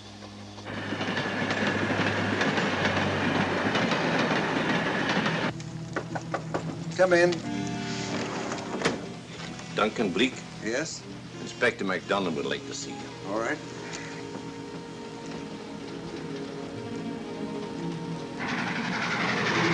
Colonel Sebastian Moran, eh? It will give me great pleasure, Mr. Holmes, to meet up with that scoundrel again. You wanted to see me? Yes, Colonel Moran. You're under arrest. Oh, so you've managed to convince him that I'm the mythical Colonel Moran. Not mythical, Colonel. You've forgotten that affair at Inverness 3 years ago? I've never been in Inverness in my life. Do you mind if I search you? Go ahead. For an innocent man, you carry strange things in your pockets. A retired army officer, India. But you're in Scotland now, and there's a law against carrying firearms. Well, you satisfied? Not quite, Colonel.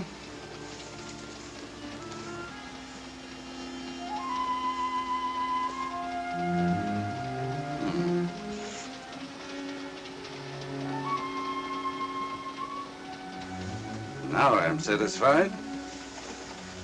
This clears things up pretty well. We'll be coming into Topham in a few minutes. Train doesn't stop at Topham, I'm afraid. I'm afraid you're wrong this time, Holmes. This train will stop at Topham. You're only delaying the inevitable, Colonel Moran. You can't get away.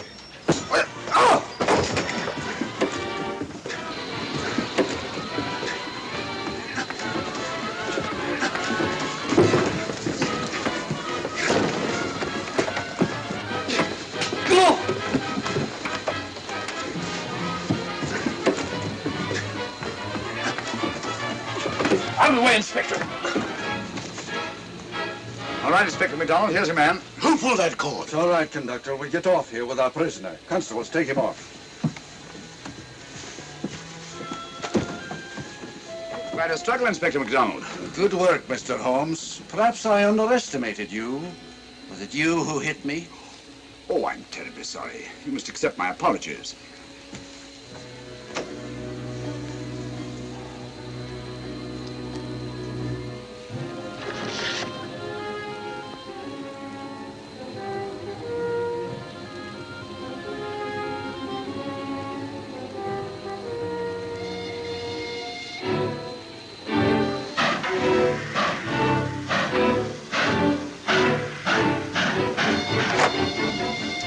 Well, that's that. Where's Lestrade? Look under that table over there. It's not Lestrade. Great Scott, it's Duncan Bleak. I mean, Colonel Sebastian Moran. Come on, old fella, give me a hand.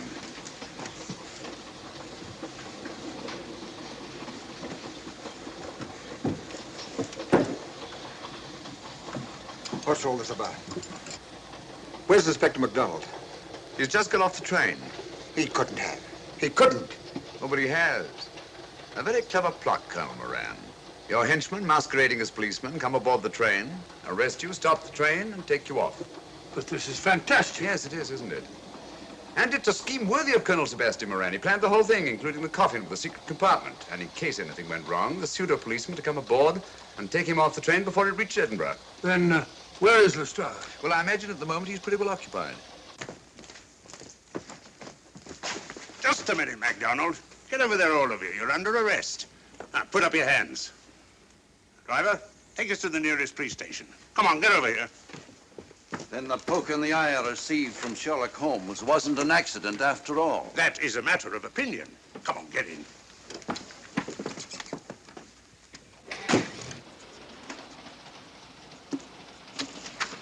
Send that off as soon as possible, will you? Very good, sir. It's a telegram to the real Edinburgh police. Ask him to meet us when we arrive. But how did you know this fellow wasn't the real Inspector MacDonald? Elementary, my dear Watson. In the first place, he didn't put handcuffs on Colonel Moran, so I had to do it myself. And in the second place, Inspector MacDonald, during the fight, was more hindrance than help, which is not characteristic of a real policeman. Amazing, Holmes. Uncovering such a fiendish plot with so little evidence. Yes, I forgot to mention that I also happen to know the real Inspector MacDonald of the Edinburgh Police. Oh, was Lestrade in on all of this? Yes, and surprisingly enough, he grasped the situation immediately. It's very unusual. Let's hope he hasn't overdone it. Very clever, Holmes. You've got me, but you haven't got the Star of Rhodesia. Oh, but I have. If in the dark I could substitute a big hulk like Lestrade for you, Colonel Moran, it's no very great feat to, switch a little thing like a diamond.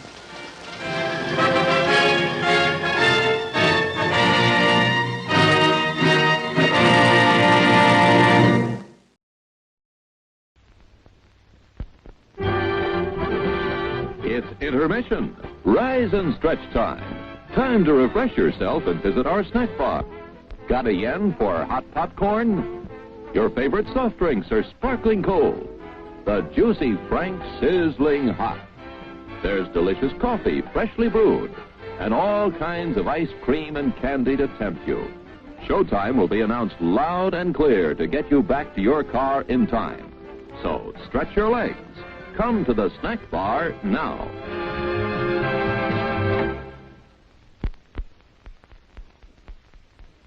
It's time to stretch and fetch.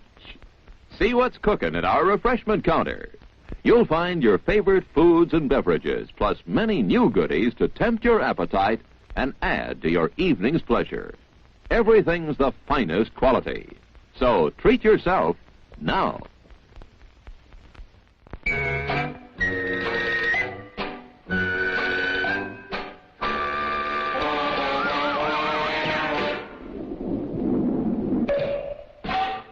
Nine minutes to go to showtime. Popcorn, rich with hot melted butter. All kinds of candy. Sparkling soft drinks.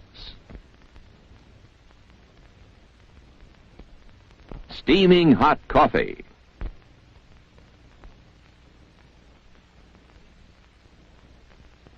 Steamed or grilled hot dogs.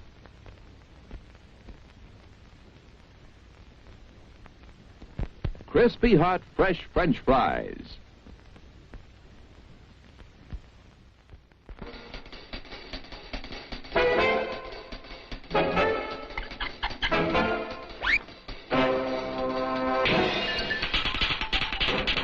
Minutes to go to showtime.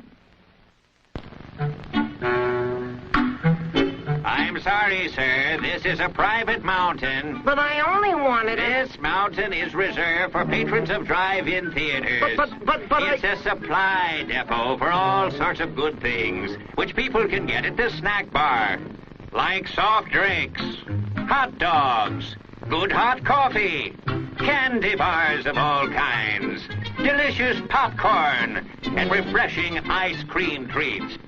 But I am a patron of this 5N. Well, why didn't you say so? Be our guest.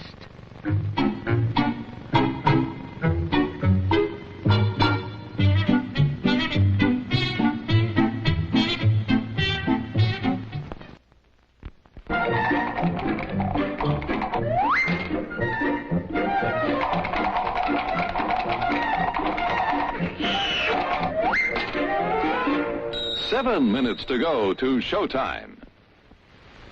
Hot popcorn, just pop.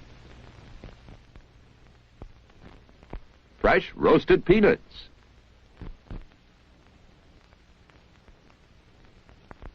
How about a pizza? None better anywhere.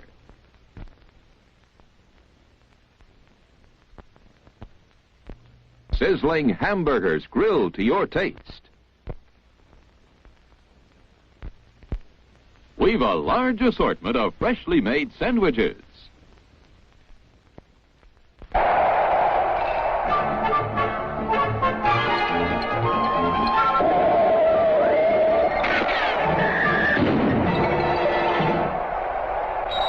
Minutes to go to showtime.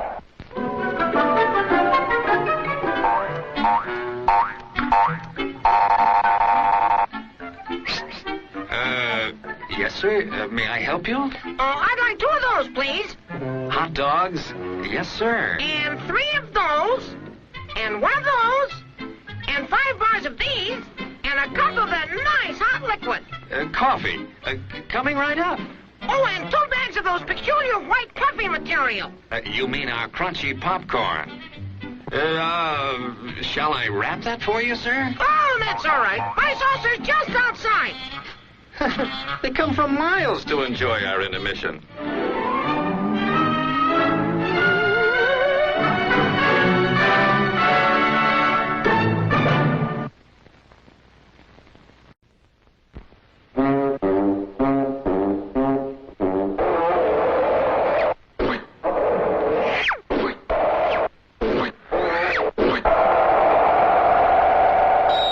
Minutes to go. Hello there. Give the demonstration of my new invention, the goodies machine. Special for patrons of this drive-in, the machine turns out delicious hot doggies one after the other. And thirst-quenching sodas also. Gives popcorn of the most tasty kind, plain unbuttered. Candy too, crunchy and dandy. Steaming hot coffee and ice cream too. These goodies are at a snack bar just waiting for you.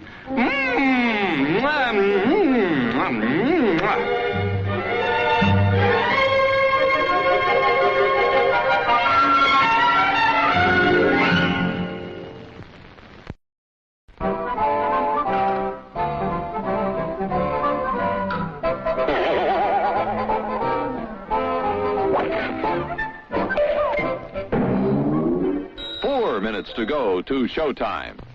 As everyone knows, rainbows usually have a treasure at the end.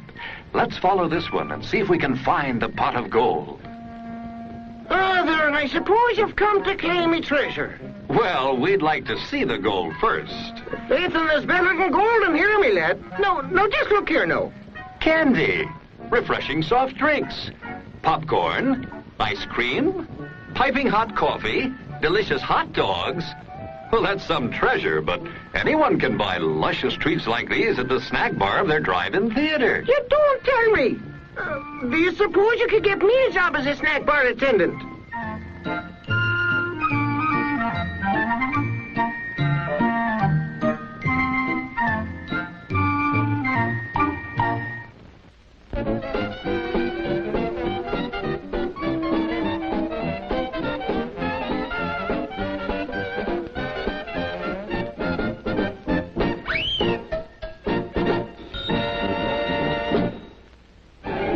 The crowds are thinning out at the snack bar, folks, and there are still 3 minutes till showtime. You can easily make it for something that'll just hit the spot.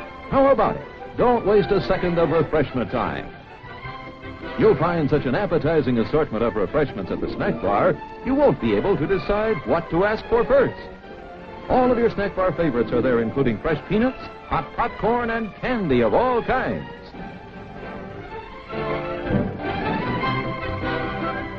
And believe us, you've never eaten better hot dogs, crisper French fries, or more delicious buttered popcorn.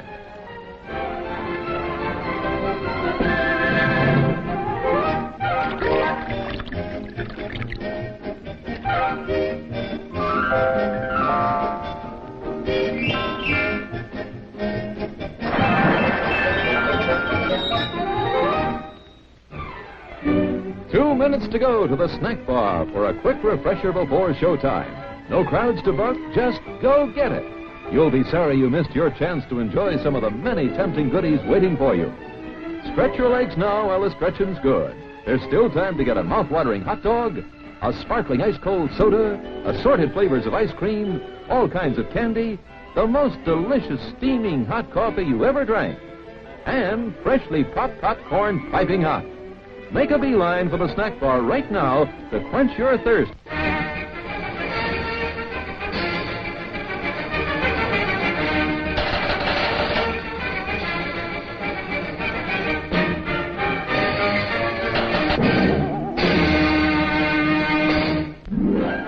One minute left to top off the evening with a treat from our snack bar. Still time if you hurry. Last call for refreshments, folks. Go right this second to get something good to eat and drink to enjoy now or during the rest of the show. The finest quality ingredients are in the fixins of the delicious foods you'll find waiting to tempt your appetite at the snack bar. Extra special good hamburgers, wonderful donuts, ice-cold, thirst-quenching drinks. Pizza generously sliced, steaming hot, fresh coffee, ice cream in many flavors.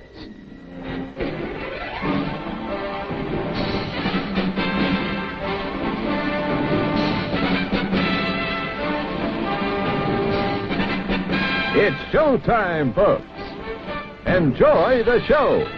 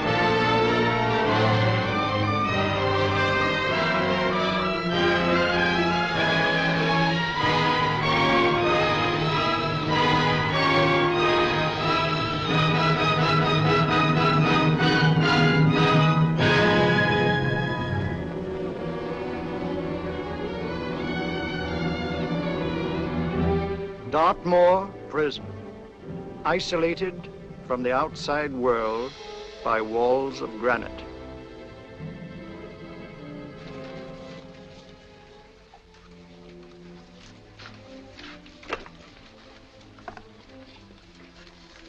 They say you could get out of here by merely telling what you know. You may or may not be another Scotland Yard bloke, but I'll give you the same answer I gave the others. I still have 2 years, 8 months, and 6 days left in which to make musical boxes. That'll be sold at auction for the benefit of this delightful sanctuary. And I intend to serve them.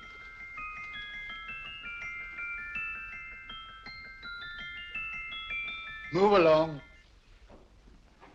And now we come to the next object on our list, or I should say objects, because there are 3 of them. Now, ladies and gentlemen, these can be bought together or separately. Now, these beautiful little musical boxes only arrived this morning, and I didn't intend to put them on the auction block until later, but I'm going to sell them now. So, good friends, as our old pal Mark Antony used to say, lend me your ears. And what do you hear? Right. The beautiful tinkle tinkle of a musical box. What a lovely trinket. What a beautiful gift. Created and made by loving hands. A thing of beauty and utility. Now, who's going to start with £5? It's a bargain, £5. Do I see any hands? If there's a connoisseur in the house, will go £3 for it. £2. £1. 10 shillings. Thank you, sir. Ladies and gentlemen, 10 shillings is offered for a musical box you couldn't buy anywhere in London for less than £5. It'd be stealing to let it go for 10 shillings. Like taking milk from a baby. All right, we're selling for 10 shillings. 10 shillings, 10 shillings is offered, 10 shillings is offered, 10 shillings is offered. And anybody give him £1? Want to give him £1? Oh, won't someone give me a pound? A pound, £1 is offered, £1 is offered, ladies and gentlemen, £1 is offered. It's against you, sir. Will you go to £2? Will you go to £2, sir? £2. £2 is offered. £2 is offered. Going once, twice, third and the last call. Sold to the gentleman for £2. Sorry, my dear. Now, ladies and gentlemen, comes the opportunity to purchase an exact duplicate of the beautiful little musical box just bought by this gentleman for the ridiculous low price of £2. Now, it's exactly the same. Exactly the same. Made with the same hands. You hear that? Isn't that lovely? That tinkle, tinkle, tinkle, tinkle. Sounds like Bow Bells to me, you know, with little angels pulling on the ropes, eh? Who'll give me £2 for it? Who'll start me with £2? Will anybody start me with £2? Oh, come, ladies and gentlemen.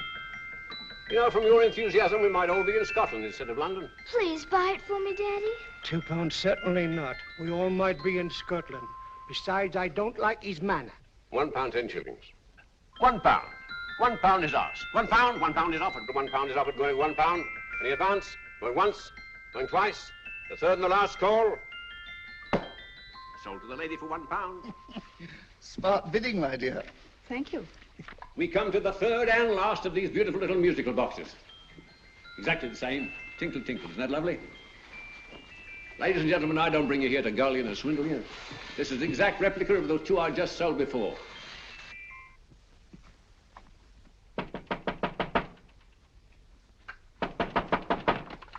We're closed. But this is extremely important. Come in, sir, come in. I'm sorry to disturb you, but I was unfortunately delayed from arriving in time to bid on certain articles which I was rather anxious to obtain. Oh, perhaps they weren't sold, sir. We are carrying several things over. What might the articles be, sir? 3 identical musical boxes, about so large. Oh, I'm sorry, sir, but they were sold. Pity you weren't here to bid on them. They didn't bring anything like the real value. I'm most anxious to obtain them. I wonder if your records would show who the purchasers were. Oh, we don't usually give out that information, sir. For certain, shall we say, sentimental reasons, I'm most anxious to get in touch with the purchasers. I'd be willing to pay, shall we say, £5. Well, for certain sentimental reasons, sir, we'd be very happy to oblige. Alfred, today's sales. The 3 musical boxes. Musical boxes, here we are. The first purchased for £2 from Mr. Julian Emery, 52 Portman Square. Write these addresses down, Alfred. Yes, sir. Second didn't leave any name. Oh, how unfortunate. I think she's a dealer. You see, they don't like us to know where the things are going. On account of the profits. You say the second purchaser was a woman. Can you give me a description of her? Oh, she was a young woman. Fairly tall, slender. She had a light complexion and dark hair, and she was wearing a grey suit, don't you remember? That's right. She probably runs a gift shop. She paid £1. You say she comes here fairly frequently? No, I didn't say so. But she does, sir. Like as not, she'll come in on Thursday. We have sales on Mondays and Thursdays. Oh. And the third box? The third? Oh, Mr. William Kilgore, 143B Hampton Way. For 10 shillings. Quite a drop from £2. Mr. Kilgore was a Scotchman. Oh. Well, thank you. You've been most helpful. Oh, thank you, sir. And any time you're passing, dropping, we always have lovely things for sale. How kind, sir? Thank you. I'll be back Thursday.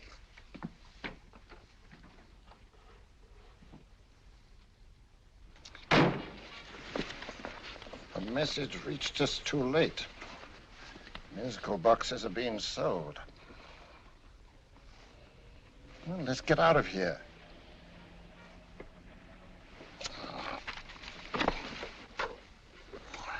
Someday you'll go too far. Reaching for a star, you fool. Yet a fool may touch a star, Colonel Cavanaugh, if he but reach high enough. But not possess it as you would. The musical boxes, they're being sold. What a pity for you, my dear Colonel. Is it my fault that the message reached us only an hour ago? Is it my fault that they were sold? You can't hold me responsible for that. Hope for your sake you're right.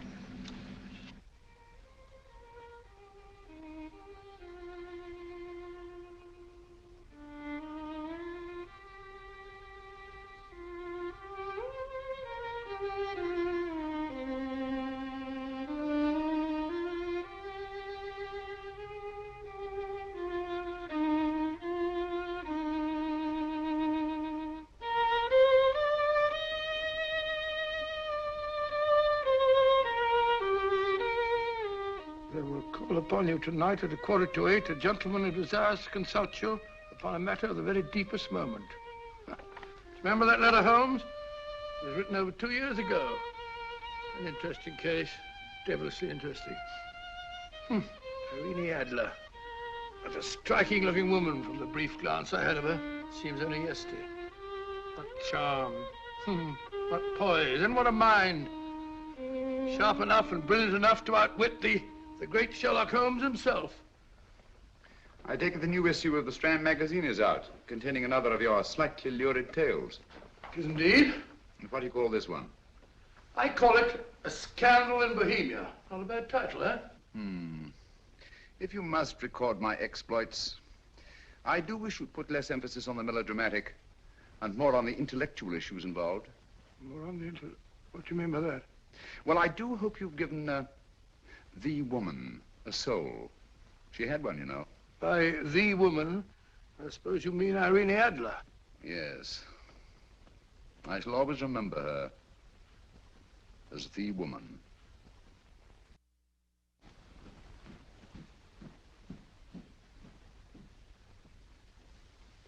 Come in. I think. That's him, old boy. How are you? How are you, old boy? I haven't seen you for years. I want you to meet my old friend Sherlock Holmes. Holmes, this is Stinky.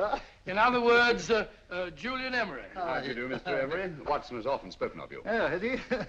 Yes, we were at school together. Yes, more years ago than I care to remember, but you didn't come in here just to remind me of that. No, I just happened to be in the neighborhood and saw your lights burning, so I took the liberty of looking you up. Still writing your mystery stuff? Yes, there's a new one out this week. Good, I never miss them. Oh, good, thanks. I say that bandage makes you look very interesting. Still poking your nose into other people's business as usual? Who hit you? I haven't the foggiest notion. Somebody knocked me on the head in my own living room and then proceeded to commit the most idiotic burglary you ever heard of. Fellow must have been balmy as a coot. Balmy? Why? Come sit down, old boy. Would you like a cup of tea? Huh? Oh, all right. I'll go and tell Mrs. Hudson about it. Why do you say the robbery was idiotic, Mr. Emery? Oh, simply from the fact that with about £5,000 worth of musical boxes in my living room, the thief, who I caught in the act, made off with one that isn't even worth £5. I gather you're a collector of musical boxes. Yes, I am indeed. Some of them are very beautiful, but not the one that was stolen. The thief evidently grabbed the first thing that came to his hand when he heard me coming into the room. Still, it's rather odd, isn't it, that having disposed of you, he didn't pick up something more valuable. Was there anything unusual about the stolen box? No, nothing at all. I picked it up in the south of France, several years ago. You say you have many valuable music boxes. And yet the thief made off with one that isn't worth £5. Sounds like rather an intriguing little problem. Yes, well, I take it that he was just an ordinary petty thief and didn't know the value. That is a possible explanation, and yet I venture to say that the average petty thief has a more extensive knowledge of the value of objets d'art than the average collector. Well, anyway, that's Scotland Yard's theory. They didn't get very excited about it. That's consistent anyway. I wonder if I might see your collection, Mr. Emery. Why, of course you could, yes. Nothing a collector likes more than showing off his trophies. When would it suit you? No time like the present. Good. My place is just round in Portman Square. Shall we? Yes, right. Hello? Where are you going? Stinky hasn't had his tea yet. Oh, I'm sorry. We're going round to my place, where I'm going to give you something better than tea. Now, this one was made for Louis XV, and is one of the very few still in existence from that period, and a particularly fine specimen at that. Charming, isn't it? Quite. They all sound to me like a lot of mice running about on a tin roof. I'm afraid you have no ear for music, Watson. Give me a good old band playing a rousing march.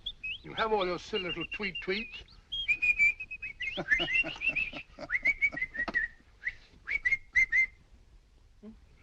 Another one. It's just me.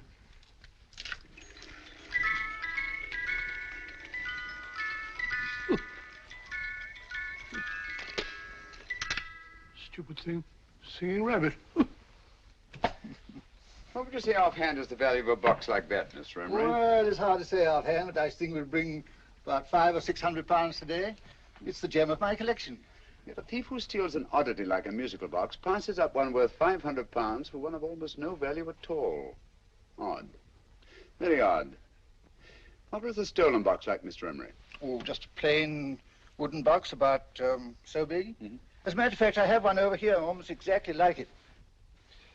I picked this up yesterday at an auction room in Knightsbridge. Paid only £2 for it. Of course, I wouldn't in the ordinary way add one like this to my collection, but the tune intrigued me.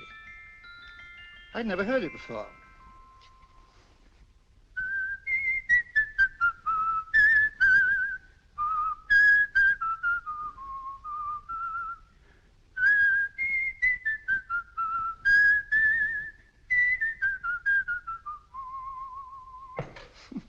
You have a remarkable ear for music, Holmes. Rather an unusual melody. Sit down, will you? Thanks. You say you bought that box at an auction sale yesterday? Yes, the Gaylord auction rooms in Knightsbridge. Mm-hmm. Run by old, what's his name? Crabtree. That's the man. At what time was the robbery committed? Oh, about 3 o'clock this morning. You know, Mr. Emery, that box and the robbery might well be cause and effect, especially since you say that the stolen box outwardly resembles this one a great deal. And Scotland Yard were not particularly interested, eh? Oh, yes, but I wouldn't blame them for that, especially as I told them I was quite unable to describe the thief, except, of course, for the fact that it was definitely a man. All you remember is that you came in here and someone struck you on the head. Yes, and the next thing I knew, my man was trying to revive me. It might be wise for you to put that box away somewhere and lock it up. Oh, I don't think that's necessary. Besides, everything's insured. Well, at least if any further attempts at robbery are made, I'd suggest that you call the police, rather than running into any personal danger. Oh, come, Holmes, aren't you being a bit of an alarmist? Possibly. Well, I must agree with old Stinky. Seems to me you are making rather a mountain out of a molehill. Molehill is the word, old boy, and it's time you were in bed. Thanks so much for letting us see your place. Now, it's been glad meeting you. Holmes, I can't understand why you were so mysterious. Seems to me the petty thief explanation was the only sensible one. Really? Yes, I can't see how you can believe it was anything else. I didn't say I believed it to be anything else. The petty thief theory is the obvious one, I grant you. However, it's often a mistake to accept something as true merely because it's obvious. The truth is only arrived at by the painstaking process of eliminating the untrue. We are not able to do that in this case without further data. Rubbish, you're pulling my leg. You're trying to turn a tuppenny-halfpenny robbery into an international plot. No, I'm not. I just hope that your friend Stinky is a little more cautious in the future, just in case.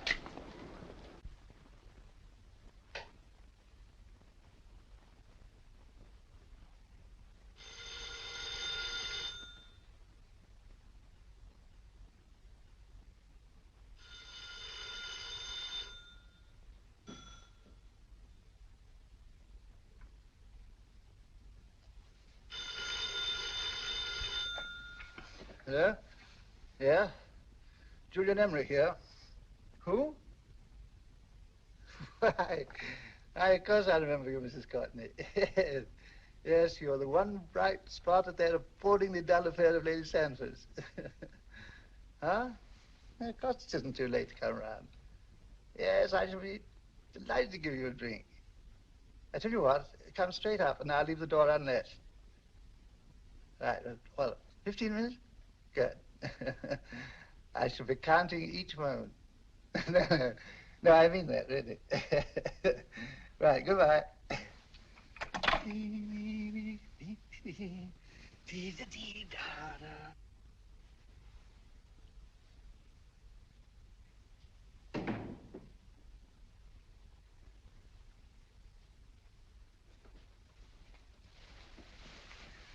Boo! Oh, you startled me. Did I? Yes. Must be the pixie in me. I know I shouldn't have called you so late, but I was at a party just around the corner, and I remembered your invitation to see your collection of musical boxes. My dear Mrs. Courtney, the pleasure is all the greater for being so unexpected. My friends call me Hilda. Thanks. Mine called me Stinky. Stinky, how quaint. Oh, what a perfectly wonderful collection of musical boxes. You know, when you told me you had a collection, I had no idea it was so attractive. Yes. They appeal to the ear as well as to the eye. Oh, what a plain little one. Why, it looks just like a country cousin amid all this grandeur. No. You mustn't underestimate the country cousin. Only last night a burglar broke in here, and with all these to choose from, went off with one very much like it. Really? Yes, I don't mind the loss of the box so much, but I do resent this crack on the skull. But it makes you look so interesting. Oh, do you think so? It's funny, that's what old Fatso said. Fatso? I mean, Dr. Watson. He was here this evening with a friend, Mr. Holmes. He's interested in my collection, too. Sherlock Holmes? Yes. Do you know him? I've heard of him. Yes, he seems to think I'm in some sort of danger. What a haunting tune. It takes me right back to my childhood. Really? You know, it's odd that you should be interested in that particular musical box. Odd? Why? Because Mr. Holmes is also interested in it. He may have been more interested in the tune than in the box. My dear, yes, that's right. I remember now. He whistled it note for note, having heard it only once. Really? He must be a remarkable man. Bit of an alarmist, if you ask me. Don't you believe in warnings? Of course not. Who'd want a box like that? I would. You're not serious. Oh, but I am. Well, you put me in a very awkward position. I'm a collector, you know. And the collector buys but never sells. But if the price were high enough... The price has nothing to do with it. It's the principle of the thing. Yes, well, we haven't had our drink. No, thanks. I must be getting along. Must you really? I'm afraid so. You're not walking out on me, are you? My reputation, Stinky. I say, you know, you are an attractive woman. Thanks.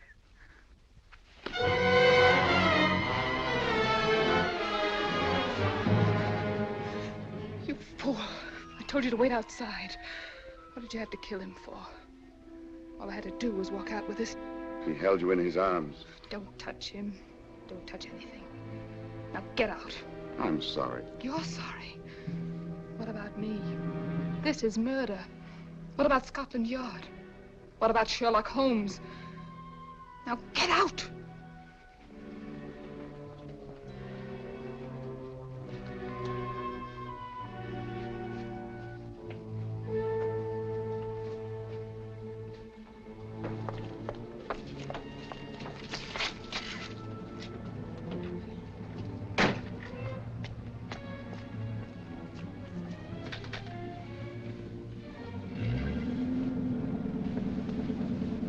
Did you get it? Good. Did you have any trouble with him? Just a matter of murder. Ah, Mr. Holmes. Hopkins. Thanks for coming so promptly. Inspector Lestrade suggested that I call through to you. Mr. Emery was the client of Mr. Holmes, Inspector. Indeed. You didn't mention that when I telephoned you, Mr. Holmes. Well, not exactly a client, Inspector. Sergeant Thompson? He was killed between the hours of 11 and 2 o'clock this morning, Mr. Holmes. Must have been someone he knew, someone of whom he had no suspicion.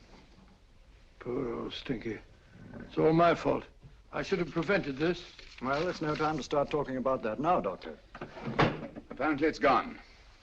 That's the second attempt on the musical box that Emery bought at the auction sale. And this time it was successful. But that box was only worth £2. It was worth a man's life, Watson. I think we'd better pay a visit to Gaylord's auction room and that fellow Crabtree. Inspector, may I suggest that you make a complete search of this flat for a small, plain, musical box about that size? Thank you. Come on, Watson. You say the first box went to Mr. Julian Emery, the second to Mr. Kilgore, 143B Hampton Way, and the third to the unidentified young lady who presumably has a shop and lives near Golders Green. That's right, Mr. Holmes. Isn't it rather strange, Mr. Crabtree, that you should have had 3 identical musical boxes all playing the same tune? Where'd they come from? Dartmoor Prison. Dartmoor? Yeah, we get a regular shipment from there every month. The inmates manufacture them. Well, they make all kinds of things, you know, pipe racks, wastepaper baskets, musical boxes. Did you happen to notice if anyone showed any particular interest during the auction in the purchasers of these 3 boxes? Oh, come now, Mr. Crabtree. This is very literally a matter of life and death. Well, since you put it that way, Mr. Holmes, there was a gentleman came in here about an hour after closing time, and he was in an awful state, he was. He gave me £5 to tell him where the boxes had gone to. He said they had a sentimental value for him, sir. Expensive sentiment. Can you describe him? Well, he was tall, distinguished looking, and he had grey hair and a moustache. Oh, he's quite a gentleman, sir. Now, what was his reaction when you were unable to supply him with the address of the young lady who owned the shop? I told him the young lady usually come back on Thursday. He said he'd come back on Thursday. Now, that's tomorrow. Thank you, Mr. Crabtree. You've been very helpful. Thank you. Come along, Watson. Where are we going now, Holmes? To the home of Mr. Kilgore, the man who bought the 3rd box.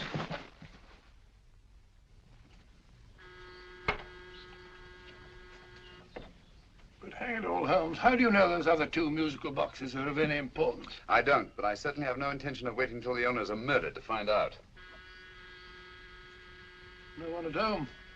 I hope that's the explanation. I'll have a look through this window.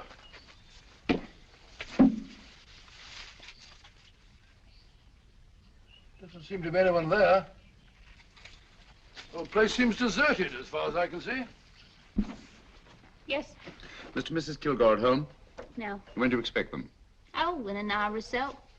There's no use your hanging about. They don't buy nothing from peddlers. Peddlers?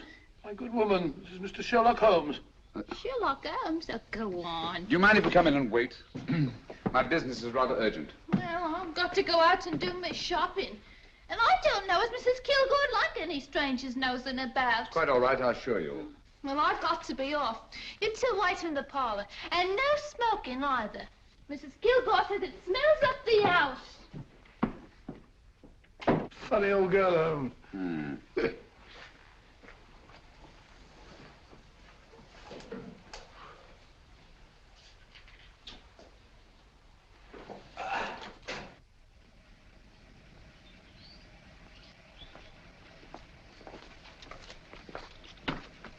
Park Lane. Park Lane? And what would the likes of you be doing in Park Lane? Now, don't worry about the fare, Ducky. If you knows how to get to Park Lane, up it.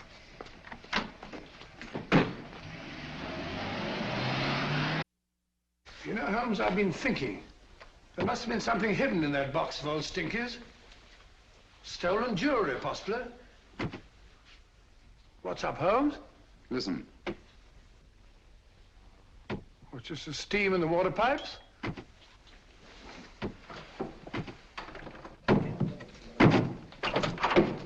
Watson!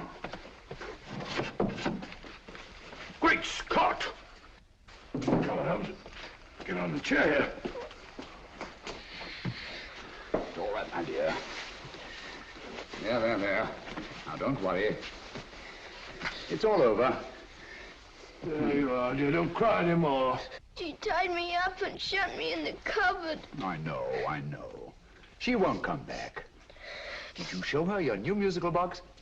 Yes, she said she wanted to hear it play. And as soon as I showed it to her, she grabbed hold of me. I know. Now, don't worry. We'll buy you a new musical box. Yes, my dear, the best one in London. Watson. Oh, what a fool I've been. What do you mean, Holmes? She took the musical box out of this house in that market basket. Right under our very noses. Why could the Kilgore charwoman want to take the music box? She isn't the Kilgore charwoman. She's a consummate actress. An extremely clever, unscrupulous woman who will stop at nothing. Take care of the child, will you, Wallfellow, till our parents get back. Explain everything to them. Of course I will. But, Holmes, where are you going? Somewhere, somehow, I must get to the young lady who bought that third musical box before our opponents find out. I only hope that I won't be too late. Oh, no. No, darling, you mustn't cry anymore. Now, cheer up. Would you like to hear old Uncle make a noise like a duck?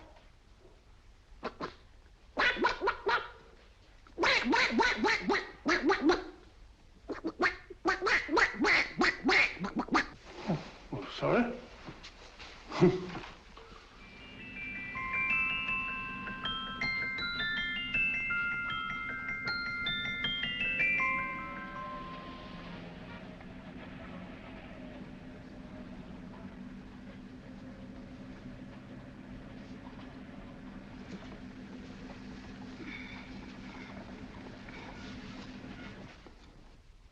Now, ladies and gentlemen, how much am I offered for this beautiful lace Dresden china figurine?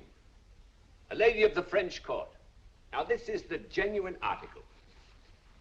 What a beautiful ornament for your mantelpiece. Or you could use it as a centerpiece on the dining room table. Now, will somebody start me for £10? Will somebody start me for £10? £8? £7? All right, £5 is offered, £5 is offered, £5 is offered, £5, 10, £5, 15, £5, 15.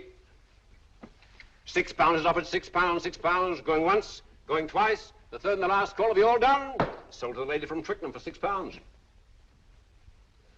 Next, we have a real museum piece, ladies and gentlemen. A fine 19th century doll.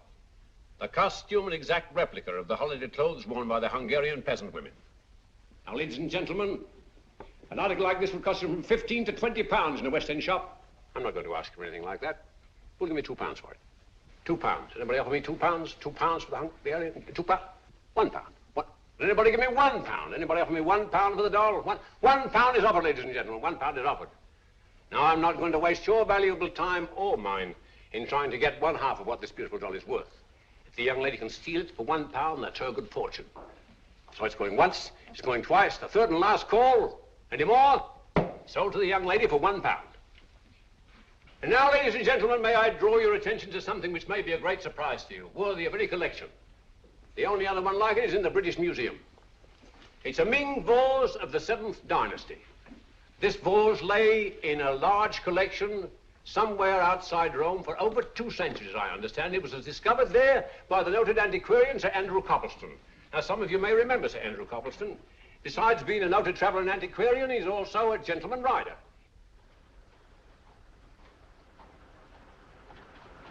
The girl with the parcel in her hands, that's her. Are you sure that's the girl? Well, she fits perfectly the auctioneer's description. Follow her, Hamid.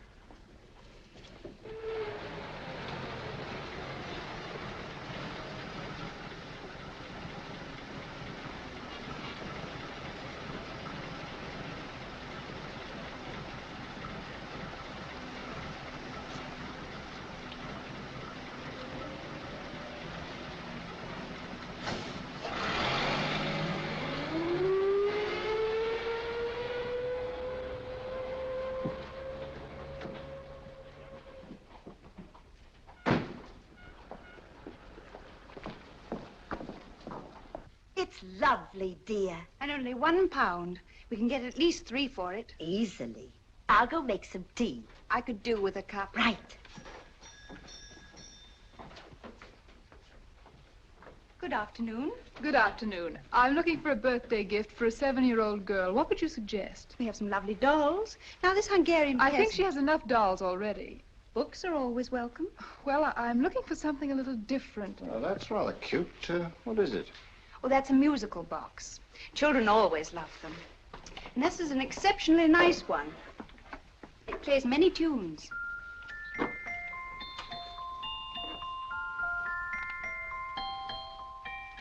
Have you any others? Yes. If you'll just step this way.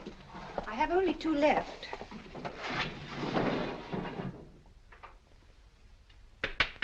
How nice.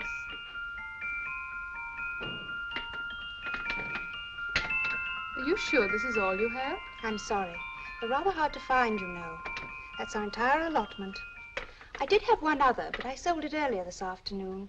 But it was only a plain wooden one. It wouldn't have been a very nice gift for a child. Really?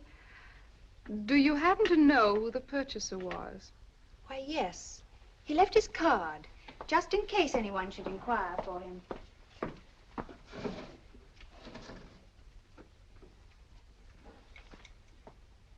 How interesting.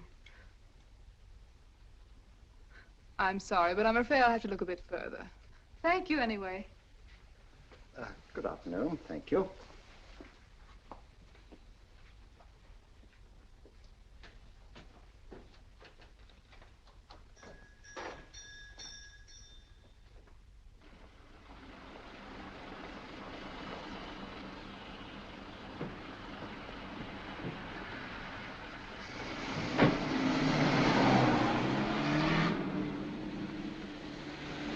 Heavy!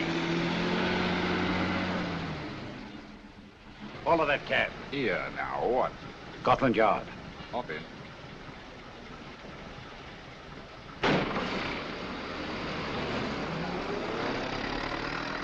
Sherlock Holmes. I might have known. We thought we were the hunters, instead of which we're the hunted. We've been fools. We played right into his hands. Of course. He's had us followed. Don't look. The man in front of the toy shop. Hamid, turn sharp right at the next corner and again at the next.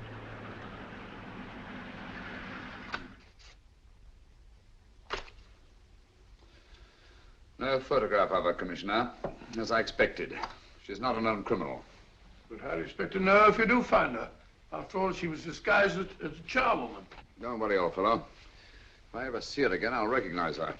Well, it won't be long till we know who they are and from where they operate. Who's covering them? Sergeant Thompson's following them, sir. They won't get away from him. He's a good man. We could have arrested them at Clifford's toy shop if we had any proof. But we know that they killed Emery. Proof, my dear fellow. We must have proof. We have x-rayed it, sir. There's nothing whatever concealed in the box. We'll have a look at the plates.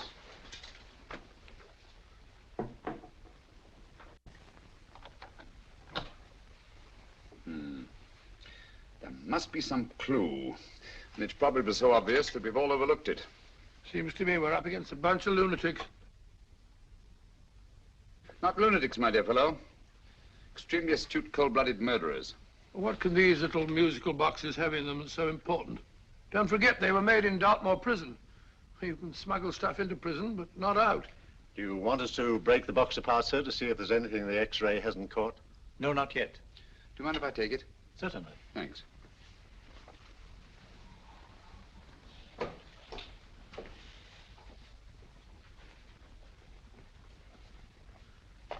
The governor of Dartmoor Prison informed us, sir, in answer to Mr. Holmes' question, that all 3 musical boxes were made by the same convict, John Davidson, serving a 7-year term, sir. Davidson? The Bank of England plates. That'll be all. Yes, sir.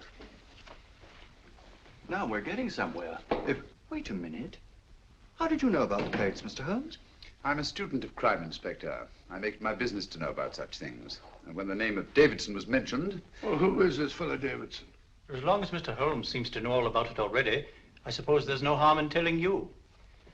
2 years ago in London, there occurred a robbery of such tremendous importance, although the stolen articles themselves have no intrinsic value whatsoever, that the Home Secretary was instrumental in seeing that not a word of it appeared in any newspaper. But you never told me anything about this, Holmes. You were away at the time. Articles of no intrinsic value and yet of such importance? I don't understand. Davidson was apprehended within 15 minutes of committing the theft. But by that time, he'd hidden the articles in question and they've yet to be found. Before going further, Dr. Watson, I must inform you that this matter's not to be mentioned outside of this room. Of course not. Do I look like a man who'd gossip? Let's not go into that now, old fellow, shall we? Davidson had been employed for years in a position of extreme trust by the engravings department of the Bank of England. The articles he stole were nothing less than a complete duplicate set of plates for printing £5 notes. What? The Bank of England's own plates? Precisely. And with those plates, a gang of crooks could flood England with £5 notes, not forged in the usual sense of the word, but notes undetectable from genuine Bank of England notes in any way whatsoever. Good heavens. Any whisper at all might have resulted in enormous damage in shaking public confidence in the Treasury. We tried everything after we arrested Davidson. Offered him a shorter sentence if he'd tell us where he'd hidden the plates. Why, we even put in Scotland Yard men with him as cellmates, but no results. Obviously, Davidson is a man of strong character and infinite patience. Yet suddenly he feels impelled to smuggle out the secret of the hiding place of the plates to his confederates. Why? I don't understand, Mr. Holmes. Well, for example, has the Bank of England made any plans to radically change the design of the £5 note so that in, say, 7 years from now, notes made from the stolen plates would be worthless? Confidentially, Mr. Holmes, such a move was discussed. But replacing all the £5 notes in circulation would be such a Herculean task that nothing's been done about it as yet. I see. Of course, there is another possible explanation. Davidson didn't have much time to find a hiding place before he was captured. He may be afraid that the plates will be accidentally discovered before he's released.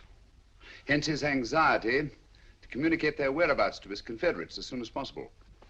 I believe you've hit it, Mr. Holmes. I'm sure that the message is contained in this musical box. Or rather, in all 3 musical boxes, since possession of all 3 seems to be essential. Our opponents have 2/3 of the puzzle, we have 1/3. Well, what are you going to do, Holmes? Try to deduce the message from the 1/3 that we have.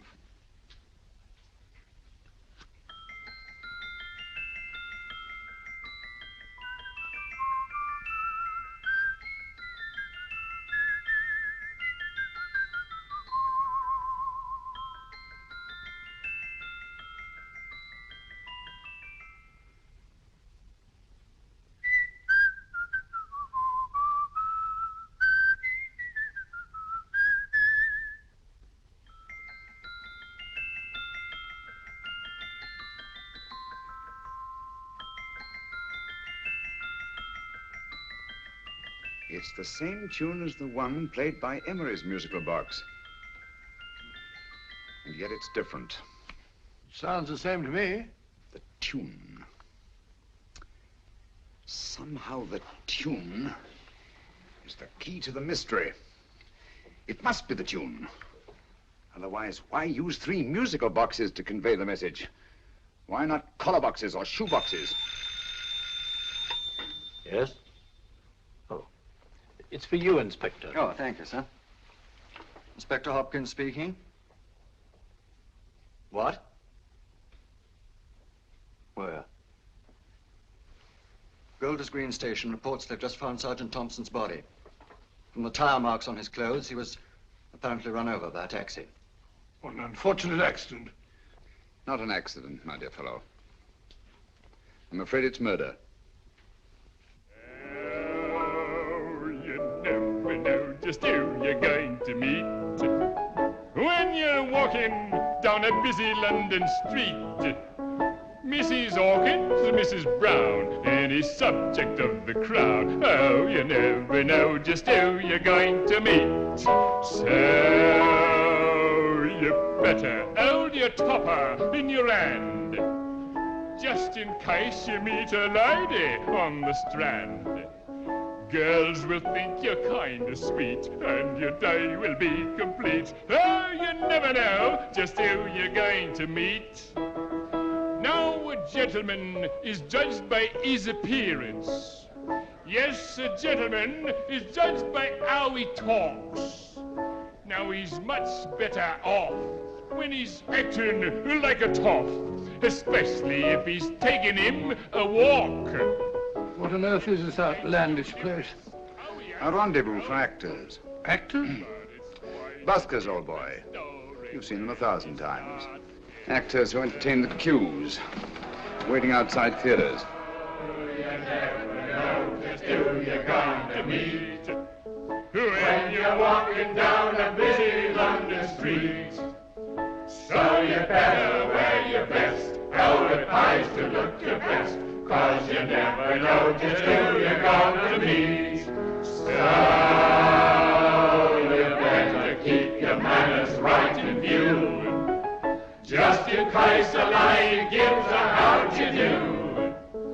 Keep your trousers in a pleat, shine your shoes and keep them neat, 'cause you never know just who you're going to meet. Blimey. Mr. Holmes. How are you, Joe? Never met him. And yourself? Fine, thank you. I want you to meet a friend of mine, Dr. Watson, Joe Sisto. Oh, well, any friend of Mr. Holmes is a friend of mine. Hi, Joe. He did me a good turn once that I'll never forget. Yes, I cleared Joe of a most unpleasant charge. Murder, no less. Oh, really? By proving to the satisfaction of the police that he was busy at the time blowing open someone's safe. That's right, Governor. Good gracious me. Joe, now you can help me. Come on, buzz off, buzz off. Come on, up it, up it. Can't a gentleman have some peace and quiet around here? And you too. There you are, Mr. Holmes. Now we can have some peace and quiet around here. Thank you, Joe. There's £5 in this for you. Well, I wouldn't want to take it on myself, sir, but I can get somebody to do it for you for half of that. You don't know what the job is yet. For £5? Murder, ain't it? What? No, Joe, not murder, just music. I want you to identify a song for me. Oh, there ain't a song that's been written that I don't know. That's why I came to you. Now, of course, the violin is more my instrument, but, oh, well, here we go. Now, listen to this, Joe.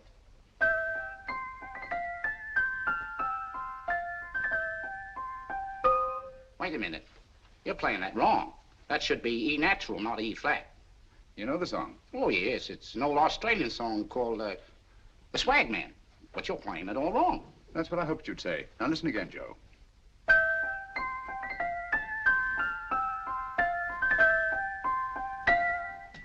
That's the same tune, all right, but you're making different mistakes than you did the first time. No, not mistakes, Joe. Call them variations. Here, play the song for me, will you, the way it's written.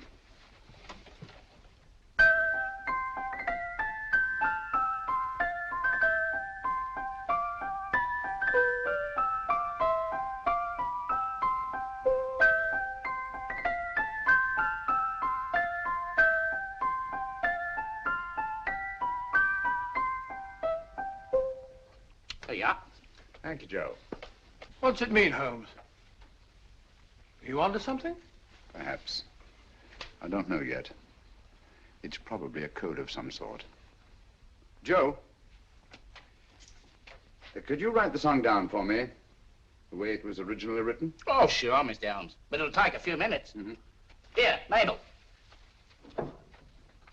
Pale ale.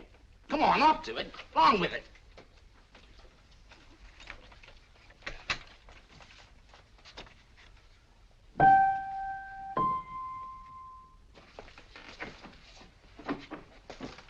Well, obviously it isn't the lyrics. No combination of those words made any sense at all. The variations in the way Emery's musical box played the tune are different from the variations in the one we have. You sure? Quite. You see, I took the trouble to memorize the tune as played by Emery's box that night we were with him in his flat. Holmes, you amaze me. Elementary, my dear fellow. One of the first principles in solving crime is never to disregard anything, no matter how trivial. But why are there 3 boxes? Why not 1? Because the message was obviously too long to be conveyed by any one variation. Then there's the 3rd box, the one that woman took from the Kilgores. That contains yet another set of variations. Yes, well, it's all beyond me. Well, all we have to do now is to find the secret of the variations. Not a very easy problem to solve, my dear fellow.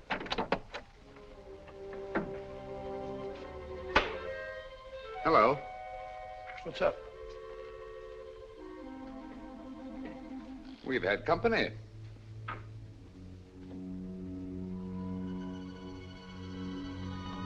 say, this is outrageous. Ask Mrs. Hudson to come in here, will you? Right.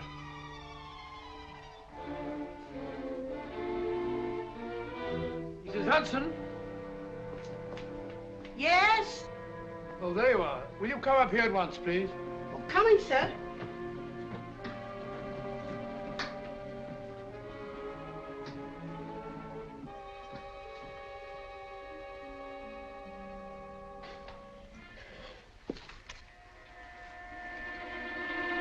Mercy me, Mr. Holmes. What has happened? Who called while we were out, Mrs. Hudson? Just a young lady. The one who said you wanted her to wait for you. And a nice-looking old gentleman with Our her. friends again, Watson. Friends? What did the young lady look like? Oh, I couldn't see her face. She had a heavy black veil on. But she had such a nice way with her. Oh, I'm sorry, Mr. Holmes, if I've done anything wrong. But you did say I should always let clients come in and wait for you. Don't worry, Mrs. Hudson, don't worry. You had no way of knowing. It's quite all right, quite all right. Now, don't worry, Mrs. Hudson. Don't worry. Well, where on earth's the musical box? They didn't get it. Didn't get it? Where is it? It's in your hand. Huh? In that biscuit jar. Take the biscuits off the top. Now put your hand inside, and you'll find the music box. Well done, Holmes. Well done. Amazing.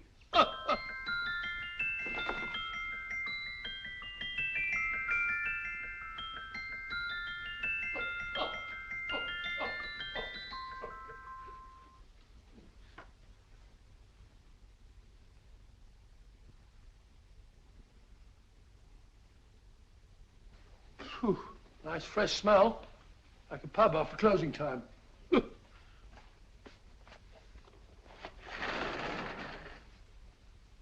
I say, Holmes, What? it's morning. Allow me to congratulate you on a brilliant bit of deduction.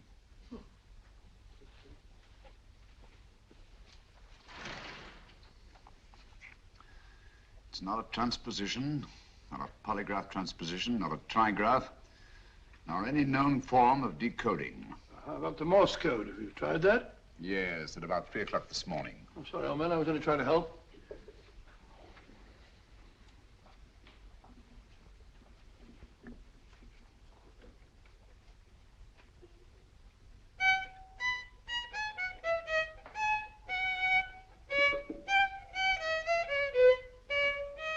Oh, do me a favor. Not again. Must have heard that thing 1,000 times. Kept me awake all night.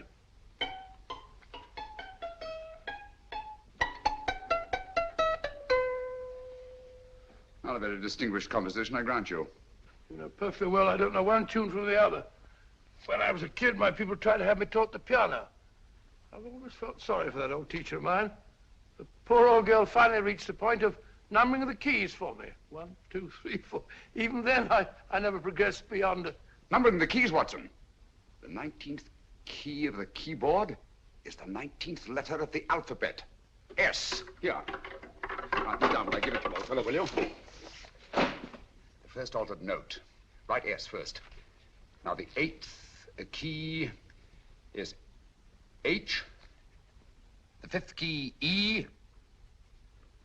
The 12th key, L. The 6th key, F. S-H-E-L-F. Shelf. Your piano lessons were not in vain, old fellow. You've solved it. Thank you. Thanks, old bean. Hold it. We now have 2/3 of the message. Behind books, 3rd shelf, secretary, Dr. S. Presumably, these are the first and second portions of the message. And this gang has the first and third parts of it. Precisely. Then it's a stalemate? Yes, Commissioner, but we can't leave it like that.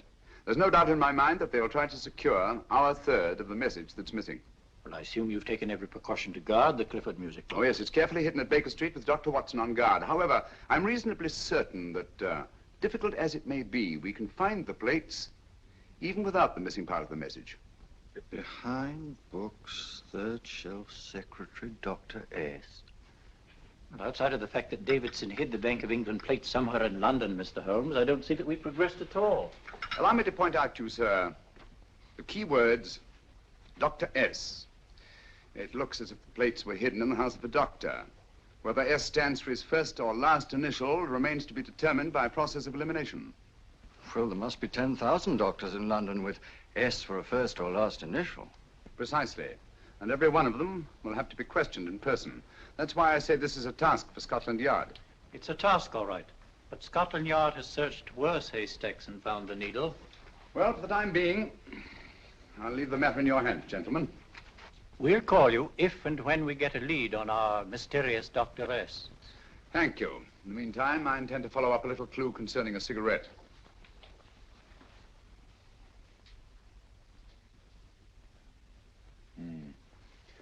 You're certain of the identification of the tobacco? Absolutely. I have made up this special blend for only 3 customers. It is almost pure Egyptian, with admixture of latakia for added body, and a pinch of perique. Merely a whisper, as one might say, for elusive fragrance. Yes. And the 3 customers? Major Wilson in Bombay, India. Mrs. Catherine Leamington Smith in Ireland. Yes, and the 3rd? Mrs. Hilda Courtney of Park Mansions, Bryanston Square. Thank you. Thank you very much. You've been most helpful. It is a pleasure to have been of service, Mr. Holmes.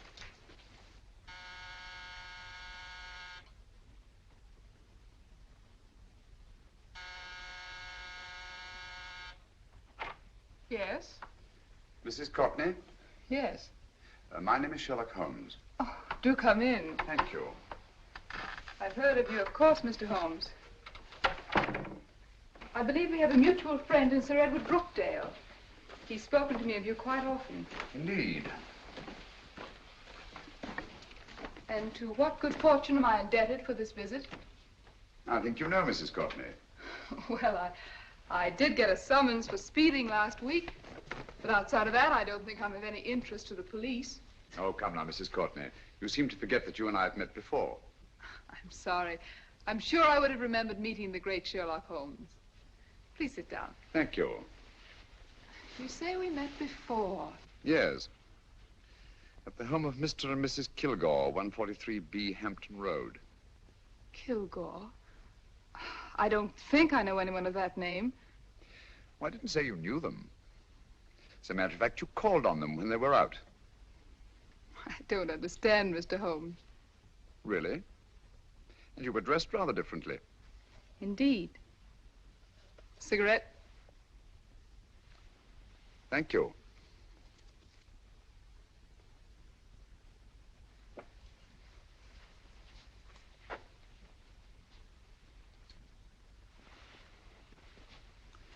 Thank you. You know, Mrs. Courtney, people generally forget, in assuming a disguise, that the shape of the ear is an almost infallible means of recognition and identification to the trained eye. Evidently, you've mistaken me for someone else. Oh, no, not at all. Though naturally, I expected your denial. But when you paid your visit to my rooms at Baker Street, you carelessly left behind another identification. They're, identical, aren't they? Yes, I must admit they are. You see, Mr. Holmes, to catch one as clever as you, I had to use a very special lure. I knew you'd be unable to resist the bait of my cigarette, having read with great interest your monograph on the ashes of 140 different varieties of tobacco. I should advise you not to move, Mr. Holmes. I must congratulate you on your ingenuity, Mrs. Courtney. It was indeed a brilliantly designed trap. Thank you, Mr. Holmes. Praise from a master is indeed gratifying. I shall always cherish the memory of your flattering words. Memory? Precisely. I'm afraid these gentlemen have a most regrettable task to perform. Unless, of course, you care to turn over the missing musical box with your pledge to take no action against us in the future. I'm afraid that will be impossible. I thought that would be your answer. Hamid! Careful! Careful. There's no need to be unnecessarily rough with our distinguished guest. You realize, Mr. Holmes, that your demise will not take place here. The corpus delicti, you know. Well, naturally. Shall we go? It's so fearfully awkward having a dead body lying about. Don't you agree, Mr. Holmes? Another dead body shouldn't weigh too heavily on your conscience, Mrs. Courtney.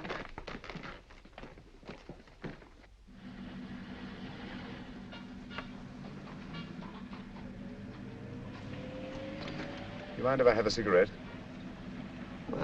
Don't see why not.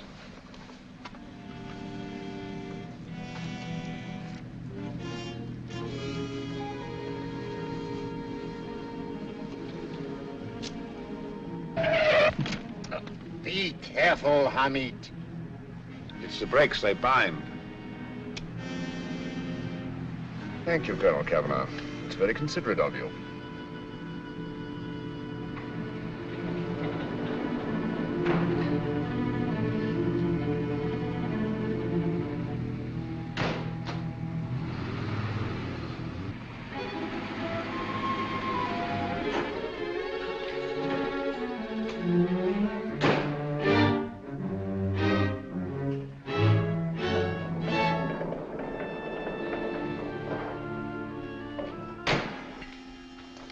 You'll be happy to know, Mr. Holmes, that your death will be a painless one.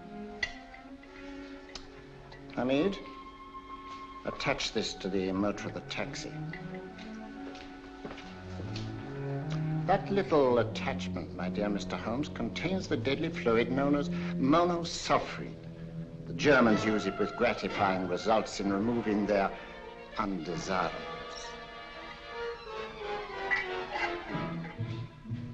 Start the motor.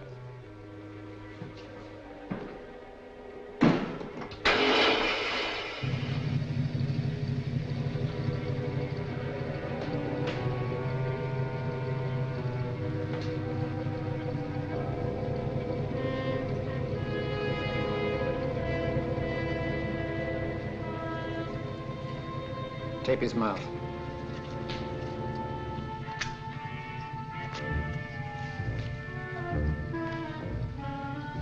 Now, up with him, Hamid.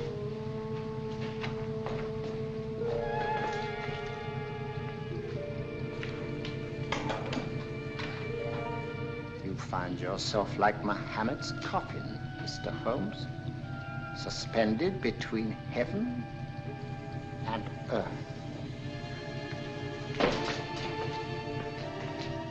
Plenty of fuel in the tank?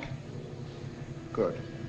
It would be too bad to have anything go wrong through so simple an oversight.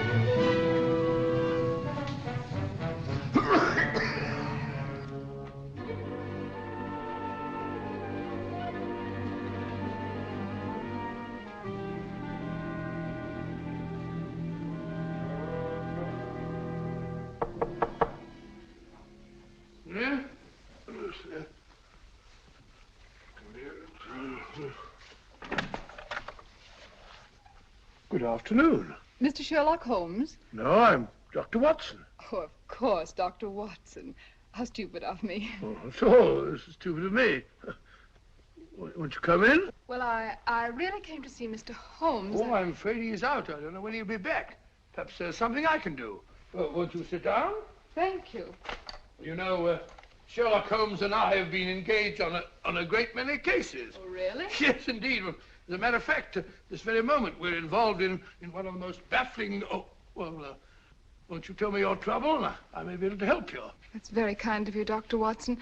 Perhaps if I wouldn't be imposing too much. Imposing? Oh, there's no imposition. No imposition at all. A pleasure, I assure you. Now, tell me all about it, Miss Williams. Mrs. Williams. I live in Surrey, Dr. Watson, and I've come up to London in sheer desperation. My only sister has disappeared, and the local police seem utterly unable to find her. Well, Holmes and I solved a case exactly like that once. Very interesting, as far as I remember. I call it the adventure of the solitary cyclist. Oh, sorry. Now I come to think of it, it wasn't so very similar. Entirely different. I don't think what I was saying. Where were we? She's only 17, Dr. Watson, and until she disappeared last Thursday, she seemed to be in the best of spirits. Possibly a romantic entanglement? Oh, no, nothing of the sort. She left no note, didn't even pack a bag, no explanation. She just started to walk to the village from our house in broad daylight and simply vanished from the face of the earth. Oh, there. Might I have a glass of water? Glass of water. Have one minute.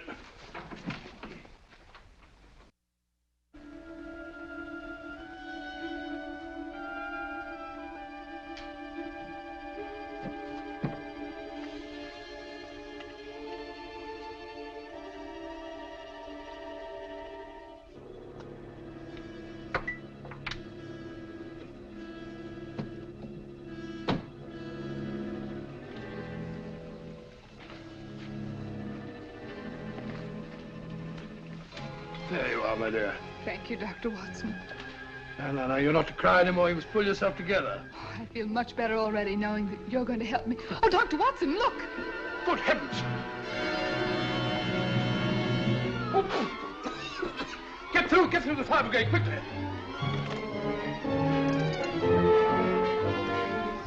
Haven't you a fire extinguisher? By George, we have in the kitchen.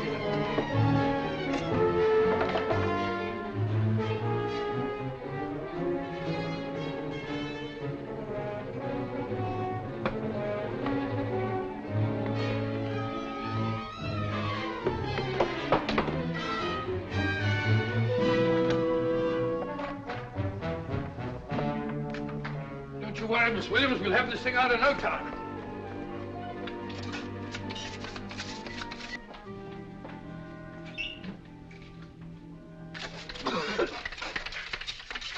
Ah, that's got it. Get some air. Yeah, you see, there was no need for the fire brigade after all. I hope you weren't too frightened, Miss Williams. Oh, gone. That's the trouble with women. They always lose their heads in an emergency. Well.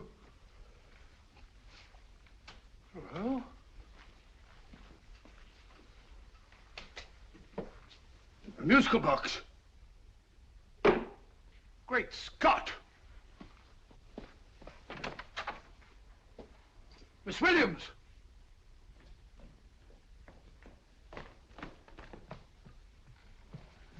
Well?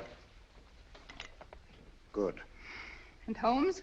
By now, Mr. Holmes has no doubt exchanged his violin for a harp. Always assuming that heaven is his destination. And now that we have the missing musical box.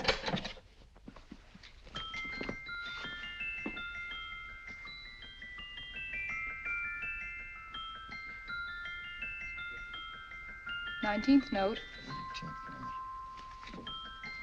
19th letter. Yes.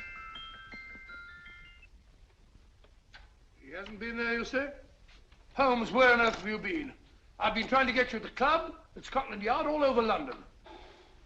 You were looking for me in the wrong places. Holmes, terrible things happened. I've been duped. That woman, she made a complete fool of me. Well, what do you mean? Well, she came here, let off a smoke bomb. I thought the whole place was on fire, and my first thought was to save the musical box. No need to say any more. She has the box. Yes. Don't blame yourself too much, old fellow. She's an extremely clever antagonist. Smoke bomb, you said? Well, you can console yourself with the thought that your charming friend is at least a reader of yours. What do you mean? If I remember correctly, you wrote about my little experiment with smoke and the cry of fire in a story you entitled A Scandal in Bohemia, which has just appeared in the Strand magazine. All right, old boy. Don't rub it in. Well, it may cheer you up to know that you made a fool of me, too. That cigarette stub was planted here for one express purpose. We're going to bandaging around this place. Bandaging? What's the matter, Holmes? You hurt? Explanations will have to wait until later. At the moment, we're faced with a problem which I fear is insurmountable. Come over here, old boy, will you? Right. Our opponents are in possession of all three parts of the code. And here are we, while the Bank of England plates pass into their possession. Cheer up, old fellow, cheer up. As Dr. Samuel Johnson once said, there's no problem the mind of man can set that the mind of man cannot solve. What's that, old fellow? I was just quoting Dr. Samuel Johnson. He said there is Thank no... you, Watson. Thank you. Leaving the front reception room, we come into the main hall, where Dr. Johnson was in the habit of passing through to have his meager meals in the dining room opposite, in company with his friend and biographer, James Boswell. We will now pass up the stairway, which remains in its natural wood finish, just as it was when the good doctor was here. The framed etching on the wall is believed to have been presented to Dr. Johnson by the distinguished painter, Sir Joshua Reynolds. I've been told here that that picture was given in by Mrs. Thrale, and it's definitely not a Reynolds. Is that important, my dear? Oh, I'm sorry. This way, ladies and gentlemen, please, this way. Move along, children, move along. The secretary's not on this floor. Patience, Hamid. I've a feeling My that... dear Colonel, with Sherlock Holmes out of the way, what could go wrong?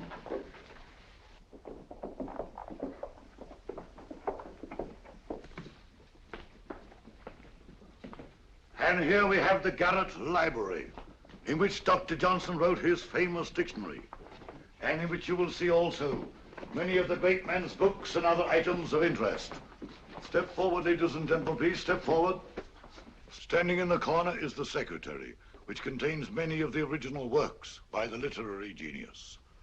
On this table, Dr. Johnson's cat, Hodge, used to sleep while his master worked. A strange thing about this cat, ladies and gentlemen, was its love of oysters. They do say that the dear doctor often went hungry to find the cat that delicacy. What a pity. Now we will visit the grey room, which is immediately below us, in which you will see the very bed in which Dr. Johnson died. What did he die of? Gout. Just gout. This way, ladies and gentlemen. Mind the steps, please.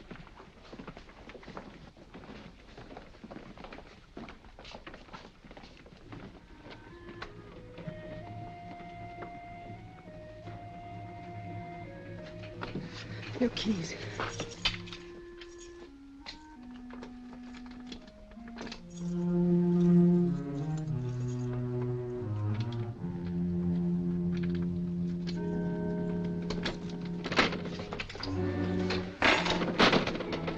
Third shelf up.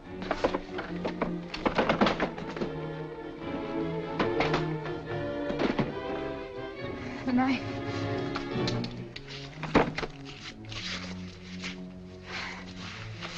Gentlemen, the Bank of England plates. Well, Mrs. Courtney, so we meet again. No, I shouldn't do that if I were you, Colonel Kavanaugh. I must congratulate you, Mr. Holmes. You're far more clever than I thought. Thank you, Mrs. Courtney. Praise from you is indeed gratifying. I shall always cherish the memory of your flattering words. Memory? Oh, thank you.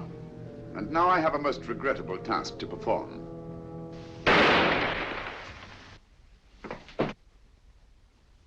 Holmes! Coming, Holmes! Holmes, you all right? Perfectly, thank you, old fellow, but I think this gentleman on the floor requires some medical attention. We must see that he looks his best, you know, when he's hanged. Take them in charge.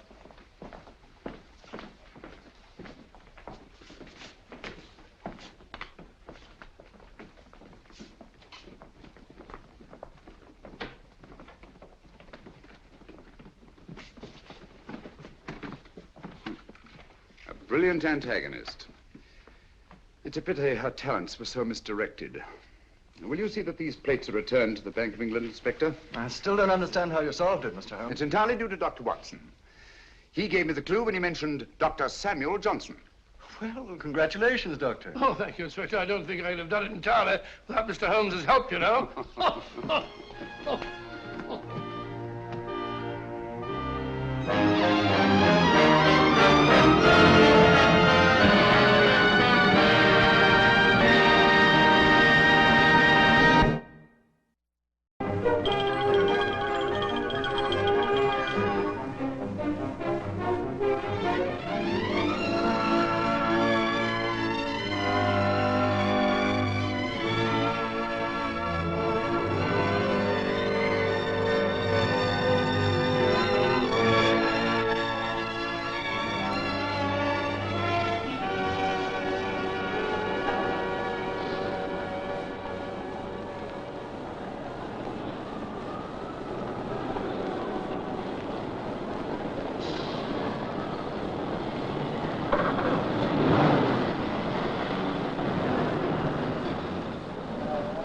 This is a story of how ideas and feelings are transmitted from one person to another in our modern world. A story of communication. Ideas and feelings are communicated in two basic forms.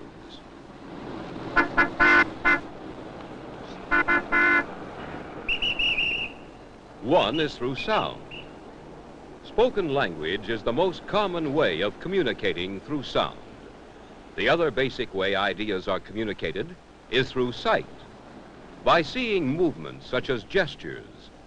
By reading written words and symbols, we can understand ideas expressed by others.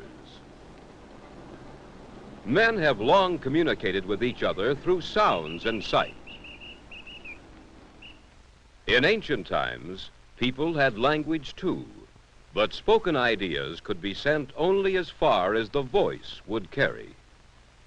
Writing was also used in ancient times, but was done by hand, laboriously, one copy at a time. One of the earliest means of sending written messages over long distances was by runner, but this took a great deal of time. Drum signals traveled faster than runners, but were effective only as far as the sound of the drum would carry. Smoke signals were useful only as far as they could be seen. Ancient peoples had the same forms of communication as we do. But today, through improved means of communication, sound can be carried almost instantaneously, far beyond the range of unaided hearing. Ideas in words and pictures can be reproduced quickly and easily in large numbers by modern printing methods.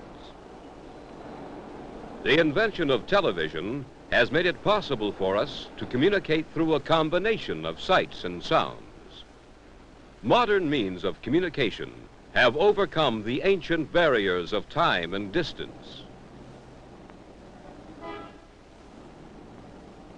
By means of the telephone, we are able to make use of the services of a variety of people and to keep in touch with friends and relatives. Fast, reliable communication is possible through our mail service. Many written and printed messages are regularly delivered to us by the postman. Mail is sent quickly from one place to another, near and far, using modern means of transportation. Newspapers keep us in touch with international and local happenings and provide us with entertaining reading, too. Books offer us unlimited possibilities for fun. They offer, too, a deeper understanding of the world today as well as yesterday. Through reading, we can communicate with the great minds of the past and present. We are made aware of happenings of the moment through radio and television, which bring us events as they are occurring, allowing us to witness history as it is being made. These means of communication bring us information and entertainment. Enjoyment comes also from motion pictures, another means of communication. Motion pictures are often made for educational uses, too. Through motion pictures, a wealth of information is made available to you. By means of recordings, it is possible to hear the best in past performances again and again. Modern communication is important in daily living, in providing entertainment and information, and in keeping us in touch with activities about us. In business, too, communication is important. Advertising through picture and printed word tells many people what places of business have to sell. Fast communication is necessary to business in other ways, too.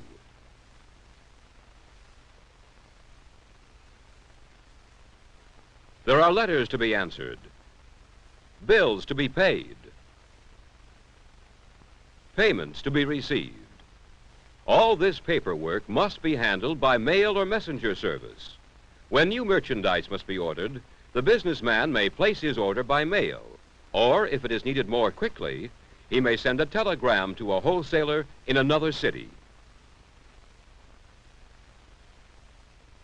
Modern businesses could not have developed without effective communication. Communication is vitally important to the business of transportation, too.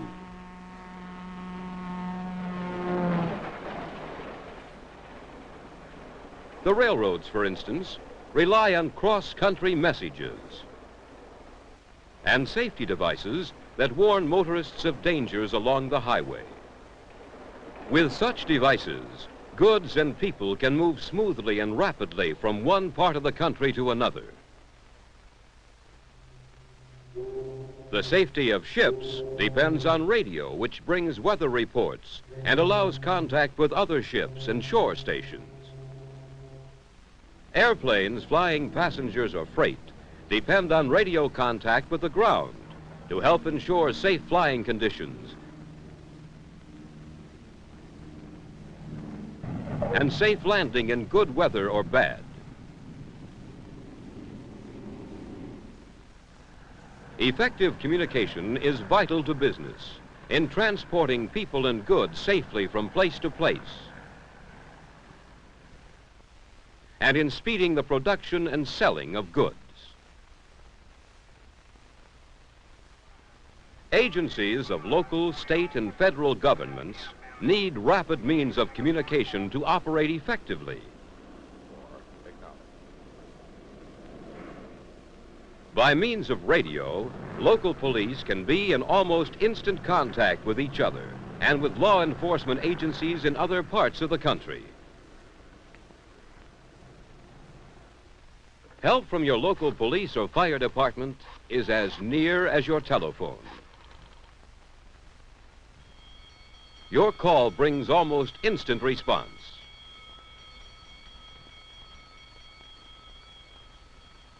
That's the international picture. And now news from our nation's capital.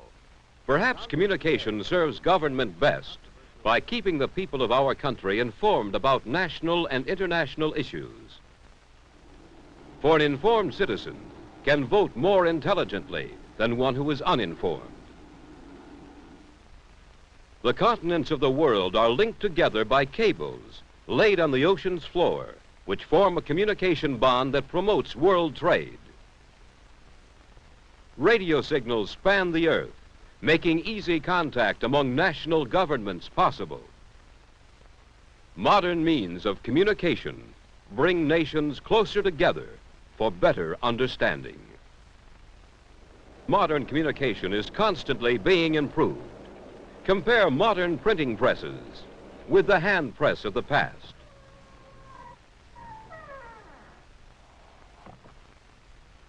Compare the crystal radio set with the modern transistor portable radio.